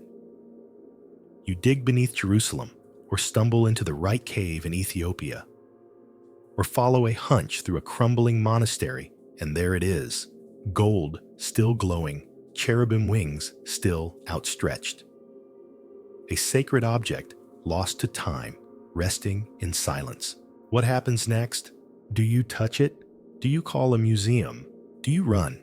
History tells us that no one ever interacted with the ark lightly. Even the priests who were assigned to carry it moved carefully. They didn't even lay hands on it directly, they used poles. It was treated like a living presence, because it was. And that idea that the ark wasn't just symbolic, but somehow alive with power still lingers. In 1 Samuel 6, there's a moment that sends chills even now. The ark captured by the Philistines is returned to Israel on an ox cart. The people of Beth Shemesh are overjoyed. In their excitement, some of them look inside the ark. The result, 70 people die. The message was clear. The ark may be beautiful, but it's not safe. It's holy. That's a hard truth, especially today, when we like our spiritual ideas manageable and sanitized. We want comfort, encouragement, positivity. But the ark was never safe. It was sacred. It wasn't meant to make you feel good. It was meant to make you feel small, not in a shameful way, but in a reverent one. The kind of small you feel when you stand at the edge of the Grand Canyon, or stare up at the stars in absolute silence, or hold a newborn and realize you're witnessing the mystery of life unfold in your arms. That's the kind of small the ark demands. So, if it were found, what would we do? Would we display it, dissect it, dispute it? Would it become a holy relic or a headline? The modern world doesn't always do well with sacred things. We like to monetize mystery, flatten out the divine, turn awe into merchandise. Can you imagine the documentaries? The Ark Exposed, the true story behind the gold. Ark of the Covenant, unboxed.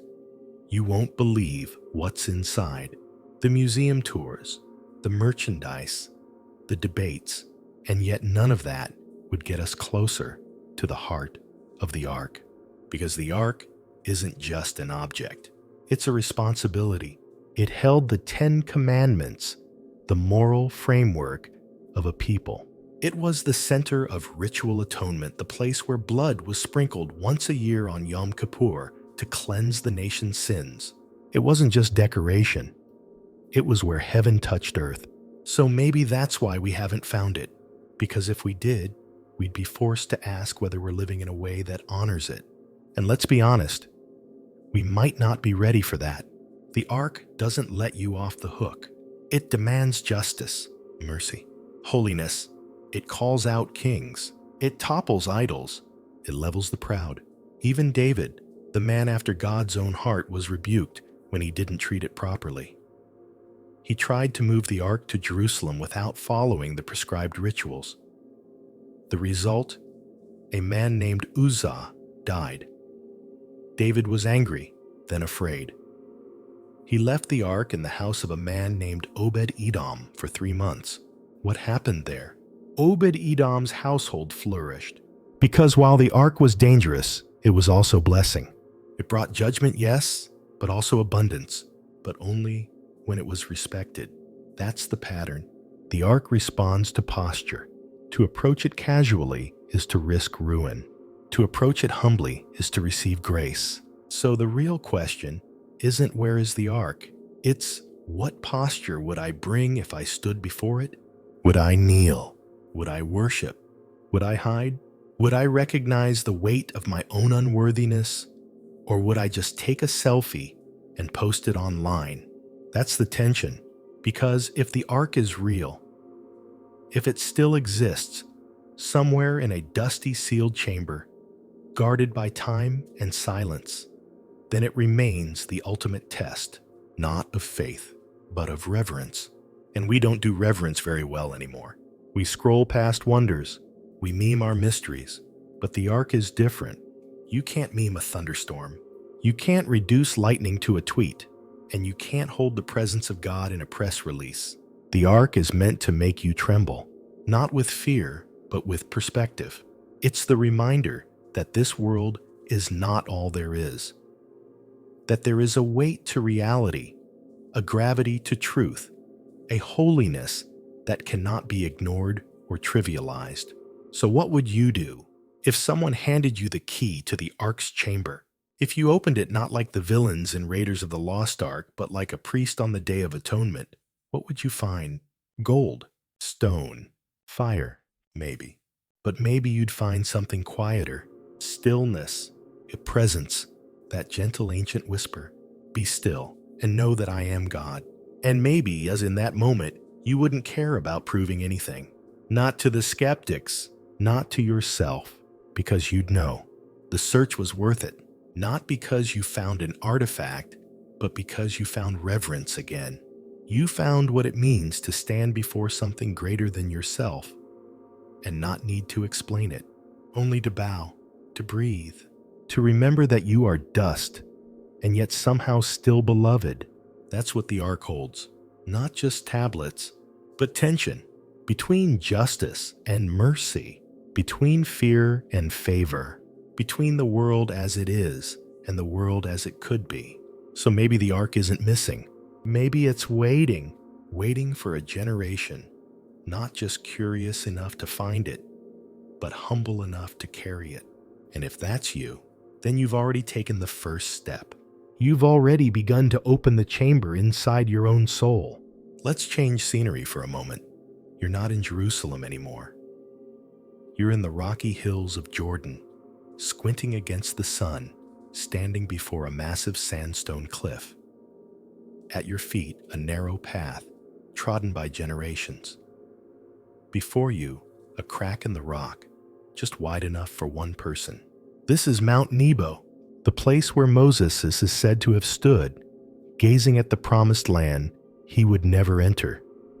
A sacred overlook, a biblical ending point. But for some, it may also be the final hiding place of the ark. Let me explain. According to the apocryphal book of 2 Maccabees, the prophet Jeremiah, knowing that Jerusalem would fall to the Babylonians, took the ark and fled. He didn't go north or west, but east across the Jordan River. He carried the ark up a mountain and sealed it in a cave. That mountain many believe was Nebo, and if you've ever stood there, you know it's easy to believe something holy could be hidden in those cliffs. The land is carved with secret places, natural fissures and folds, caverns untouched for centuries. It's not hard to imagine a group of priests slipping through a crevice-stone tablets in hand torches, flickering, placing the ark in a hollow chamber and sealing it with stone, and then walking away, never to return. According to the legend, they tried to mark the location, but something strange happened. A thick cloud descended. They lost their bearings. Even their memory of the exact path faded, almost as if the location itself was erased not just from maps, but from minds. And Jeremiah, seeing this, declared, "The place shall remain unknown until God gathers his people together again." It's the ancient version of, "You're not ready yet." And maybe that's exactly what happened. Because since then, Mount Nebo has remained one of the most speculated and least excavated potential ark sites. And not because of lack of interest, because of reverence. Even now, the land is watched over by Franciscan monks. Pilgrims come quietly. No bulldozers, no drones, no jackhammers. Because here, the silence still matters. And maybe that's the ark's greatest defense. Not guards, not concrete, but mystery. Sacred silence, because you can't steal what you can't find. You can't desecrate what remains hidden. And maybe that's why the ark has survived, if it has. Not because someone protected it, but because someone hid it. From us, from our desire to possess, to prove, to profit. We've said it before, but it bears repeating. The ark isn't meant to be owned. It was never about control. It was about covenant, a relationship that can't be reduced to a relic. So whether it lies under Mount Nebo, or under the Temple Mount, or beneath a church in Ethiopia, maybe it's not waiting for discovery. Maybe it's waiting for readiness. And that's where the real search begins. Because finding the ark might not be about finding it. It might be about finding you. The you that's capable of handling holiness. The you that can stand in awe without needing to tweet about it. The you that can kneel in a cave and whisper, "I'm listening," instead of demanding a sign. And that you might not be ready yet, but here's the grace. You're getting there. Every question you ask, every mystery you entertain, every time you choose wonder over cynicism, reverence over mockery, you take one step closer, not to a gold-covered box, but to the center of what it represents, the presence, the peace, the power that doesn't scream, but whispers, that doesn't blind, but guides, that doesn't demand proof, but offers invitation. An invitation to live differently, to carry the covenant not on stone tablets, but on the soft flesh of your heart, to become the kind of person who doesn't need the ark to believe it was real, because you felt its echo, in prayer, in grief, in beauty, that made your eyes sting, in the moment you forgave when it was easier to hate. That's the ark too. It doesn't always come with lightning. Sometimes it comes in tears, or laughter, or a quiet moment that suddenly feels thick with something beyond explanation. We don't need to dig to find that. We just need to look differently, to see with more than our eyes. So maybe that's why the ark stays hidden. Because if we knew exactly where it was, we'd stop seeking anything else. We'd make it the end point, instead of what it really is, a starting point. A whisper that says, there is more. More than stone, more than ritual, more than relics. There's a story still unfolding, and you're in it. So whether or not the ark lies buried in a mountain, it lives in the search, in the waiting, in the space between silence and song. And maybe, just maybe, when the world is ready, the cave will open. Or maybe it already has. Not in Jordan, but in you. It's a strange thing, isn't it? How something as old as the ark can still feel so current. You're lying in bed now, maybe half awake, maybe drifting, but the thread hasn't snapped.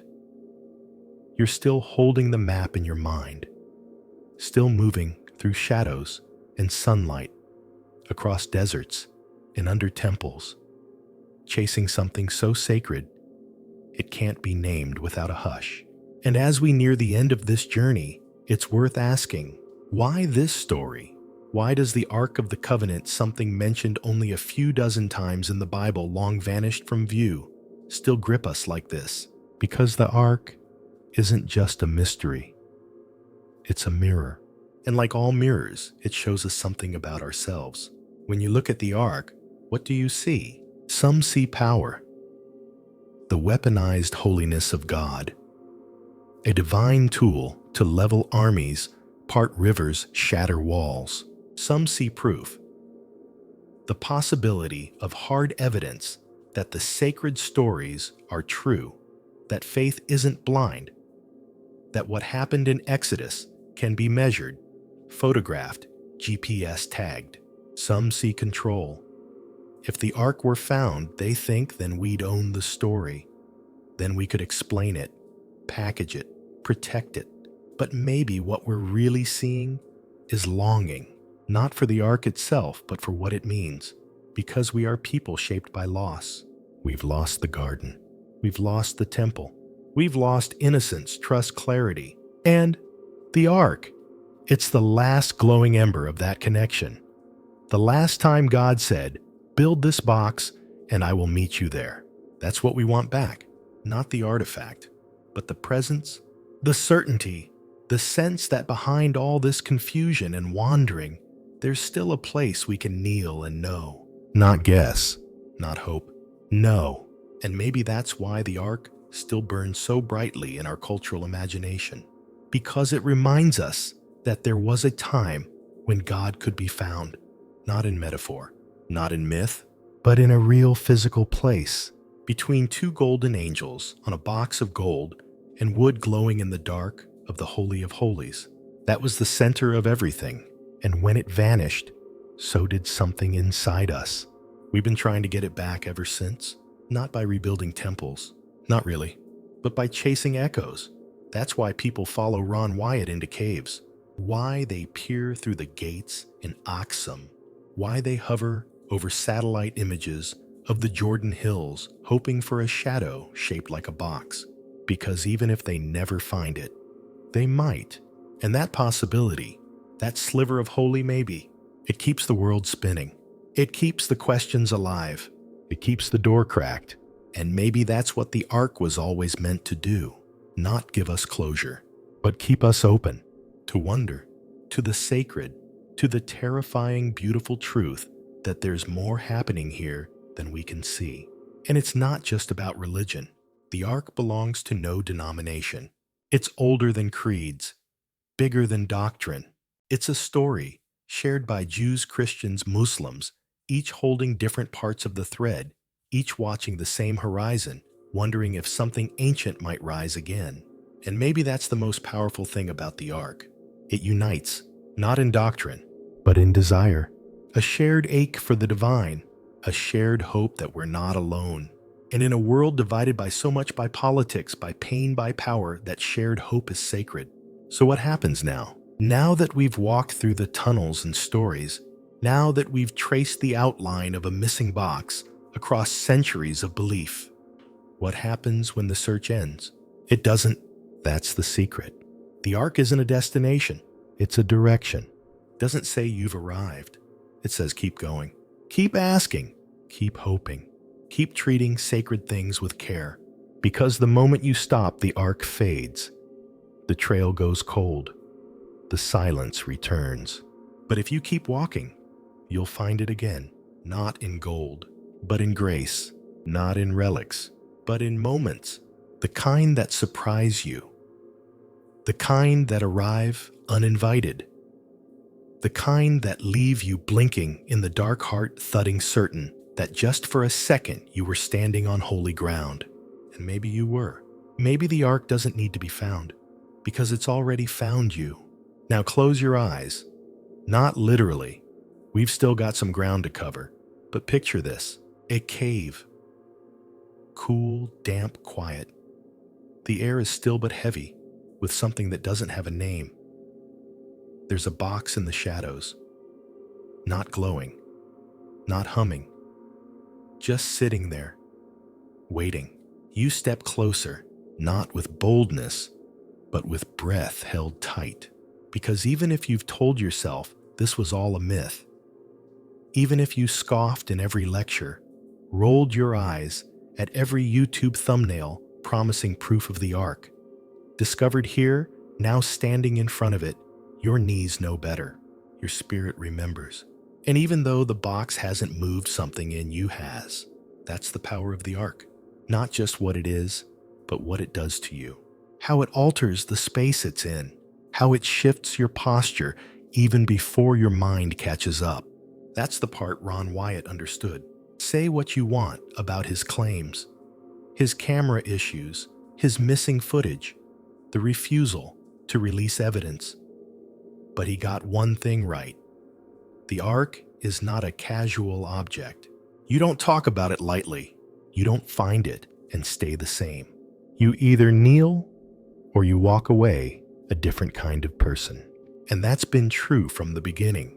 The Ark demanded care, structure, reverence.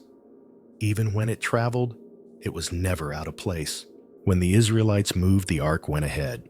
Not at the back, not in the middle ahead. It was the compass, the presence, the reminder that they weren't just wandering. They were being led. And when the Ark stopped, they stopped. It told them where to pitch their tents, where to build their altars, where to rest. Think about that. A gold-covered wooden chest became the organizing principle of an entire people. Not a king, not a map, A box, but not just any box. This one pulsed with meaning. It was the place where heaven met earth, where justice met mercy, where law met grace, and even when it was lost, it never truly left. Because once you've organized your life around something sacred, you don't forget how. You might drift, you might fall, but the shape of your soul will always remember the ark. And maybe that's why we still crave its return. Not just to prove the Bible is real, but to feel like we are real again, anchored, connected, not just to ancient rituals, but to something bigger, something that tells us we're not just cosmic accidents flailing toward oblivion. We are carriers of covenant, of calling, of meaning. That's the lesson buried beneath all this gold and acacia wood. The ark isn't just history, it's identity. It reminds us that we were meant to hold something sacred, not own it, not flaunt it, just hold it, carefully, like a flame in the wind. And the irony, we spend so much time searching for the ark, in caves, in mountains, in ruins. But maybe it's been with us the whole time, in every act of justice, in every quiet moment of forgiveness, in every time someone chooses humility over pride. That's where the ark lives, not on display, but on the move.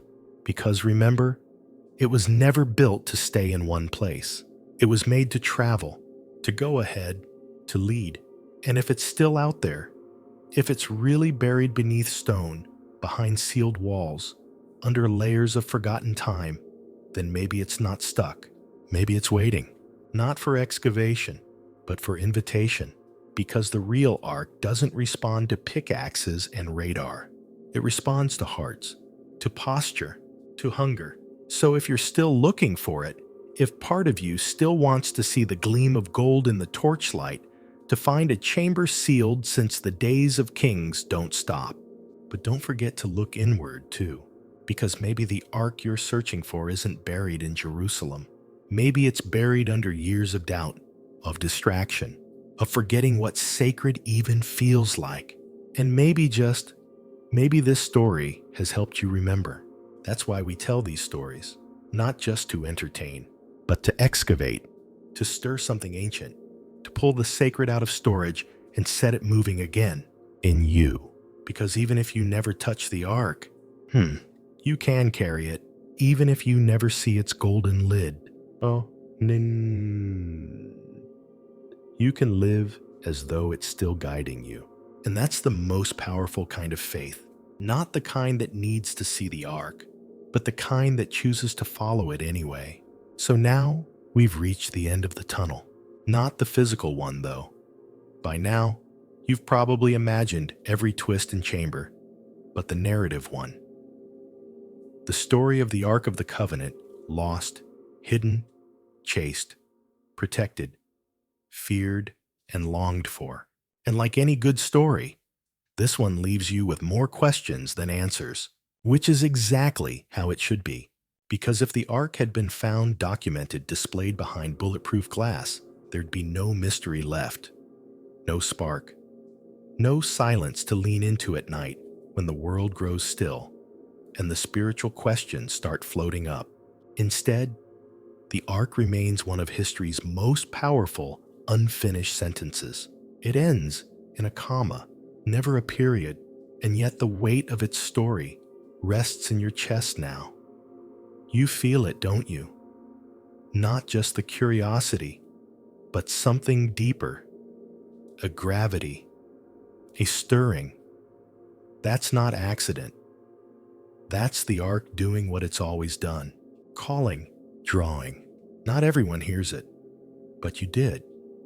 That's why you're here still listening, because this wasn't really about Ron Wyatt or angels in caves or missing footage and forbidden relics. It was about presence, about asking, where is God now?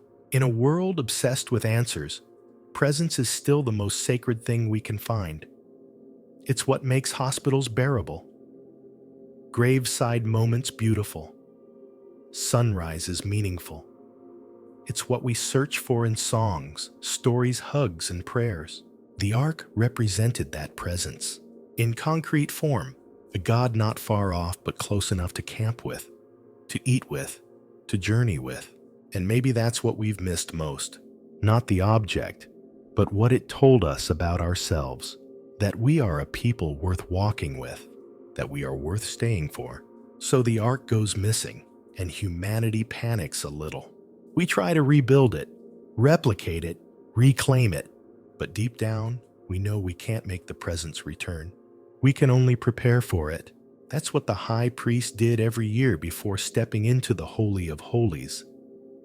Days of purification, fasting, reflection. No guarantee the experience would even happen, just the hope that it might. He didn't go in because he was perfect. He went in because he was willing. And maybe that's all that's ever been required. Not perfection, but posture. Not certainty, but humility. To say I don't know where the ark is, but I know I still want to find it. And that finding might not involve dirt and ancient maps. It might look like sitting with someone who's grieving, or choosing truth when lies would be easier, or whispering a prayer you're not sure anyone hears. It might look like living, as though the presence still dwells among us. Because here's the twist, maybe it does. Not in a golden box, but in bread broken, in water offered, in moments when 2 or 3 gather and something ancient stirs again. The ark never needed to be seen to be real. It needed to be honored. And maybe you've done that tonight just by listening, by walking this road, by letting your heart stay open when cynicism wanted to shut it. That's what the ark asks of us, to listen, to wait, to follow, even if it leads us through silence, even if we never see the cherubim with our own eyes, even if the chamber never opens, because the moment we walk with reverence, we become the temple, and the presence, it follows, just like it always did. So here we are, you and me, standing at the end of this dusty road together. You've crawled through centuries, ducked under legends, held your breath at the edge of holy silence. And maybe you didn't find what you were expecting, but you found something. A question still glowing in the dark, a pulse, a presence, and the soft, persistent whisper. Keep going, because the ark may be lost, but you are not. And maybe that's the most sacred thing of all. So let's sit with this feeling a little longer. You've been on a long walk, not just through ancient legends and holy landscapes, but through your own inner terrain. And now that we're nearing the final bend, maybe you're wondering, what have I really found? Because the Ark of the Covenant, in all its gold and cherubim mystery, has become something more than an object now, hasn't it? It's become a mirror, a question, a presence. You've traveled from the sands of Sinai to the tunnels under Jerusalem, into Ethiopian chapels and Jordanian cliffsides. You've listened to the whispers of prophets, of priests, of amateur archaeologists with calloused hands and quiet confidence. You've heard Ron Wyatt's voice echo from that dusty chamber, and whether you believed him or not, something about the way he kept digging stirred something inside you, because you've been digging too, maybe not through rock and rubble, but through layers of thought, of doubt, of hope. You've felt it, that soft pang in the chest that says, what if it's real? Not just the ark, but all of it. The presence, the covenant, the possibility that we're not alone, that something ancient is still reaching toward us, that the same holiness which once hovered over a golden box might still be whispering near your bedside tonight. And if that's true, then this journey has never really been about finding a relic. It's about reawakening a posture, a way of seeing, a way of being. Because here's the truth. No one tells you about the ark. It was never about the box. It was always about the people who carried it, people willing to walk, to listen, to wait. The ark didn't make the Israelites holy. Their obedience to the presence made them holy. When they followed it, they thrived. When they forgot it, they fell. The pattern is ancient and still alive. So maybe the most faithful thing we can do now is not to stare at a map, but to ask, am I still carrying the presence well? Am I a vessel that honors what is sacred? Do I create space in my life for reverence? Or has it been crowded out by convenience? These are art questions, not about gold or ancient wood, but about posture and heart and hunger. You see, in the end, every one of us carries something: regret, wonder, hope, doubt. But the most powerful thing you can carry is awareness, the awareness that you're not alone, that you're walking in a world still humming with sacred echoes, that even now, under the noise, there's a still ancient invitation to follow, to carry, to become. And maybe, when the last of our questions fade into the quiet, what remains will not be an answer but a presence, one that doesn't need to be proven, just received. So let the ark remain lost. Let it sit in its silence, because the truth is, it's already done its job. It got you here, to this moment, to this stillness, to this deep breath-held kind of wonder that asks for nothing more than your full attention. And your heart, now softened by the journey, answers simply, I'm listening. The lights are low now. The maps have all been rolled up. The dust has settled. Your boots, imaginary or not, are lined with the memory of every trail we've walked. This was never really about the ark. It was about you. And maybe, just maybe, that's what the ark was designed to reveal all along. The people who carried the ark through the wilderness. They weren't heroes. They were wanderers. Stubborn, fragile, full of questions. Sound familiar. They didn't always understand what they were carrying, but they carried it anyway. And that's the invitation extended to you now. You don't need to have it all figured out. You just need to keep walking. Keep honoring what's sacred. Keep wondering what else might be true. The ark was called the mercy seat for a reason, not the judgment seat, not the perfection pedestal, the mercy seat.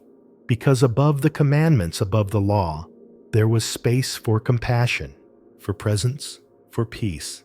That space still exists, and you've just stepped into it. So let this final image linger a little longer in your mind. A darkened chamber, a golden box, not glowing with fire, but with stillness. Two wings meet in the center, and between them, silence, not empty silence. Sacred silence. You don't need to break it. Just breathe it in. Let it carry you to sleep. Let it remind you that you are part of something old, something beautiful, something unfinished. And the best part, you get to help carry it forward. Not on your shoulders, but in the way you live. So go gently. Go slowly. Let reverence be your compass. Let curiosity lead the way. And if in the quiet of some future night, you feel that ancient pull again, you'll know exactly what to do. Just close your eyes and follow. So here we are, friend. The torches have burned low. The caves have grown quiet, and the golden box, whether real or legend, rests once more in shadow. But something's shifted now, hasn't it? This wasn't just a history lesson. It was a pilgrimage. A story, not about where the ark was, but what it meant. A story of presence, of mystery, of a people and a promise, and the God who chose to dwell not in palaces, but among wanderers. You followed the trail not with your feet, but with your heart. You knelt in imaginary chambers, stood with trembling hands, before sealed stone doors, felt the ache of absence and the wonder of sacred silence. And in doing so, you found something more important than an artifact. You found a posture, a presence, maybe even a whisper. So, whether you believe the ark still exists in some rocky chamber beneath Jerusalem, or in a guarded chapel in Ethiopia, or whether you believe it was never meant to be found at all, one thing is certain: it lives on in those who still seek it, in those who carry reverence, in those who walk humbly, in those who kneel before the unknown and whisper, "Here I am." So rest now. You've walked a long road, and maybe tonight, as you slip into dreams, you'll feel it a soft warmth, a quiet pulse, the echo of something sacred still calling, still waiting, still with you.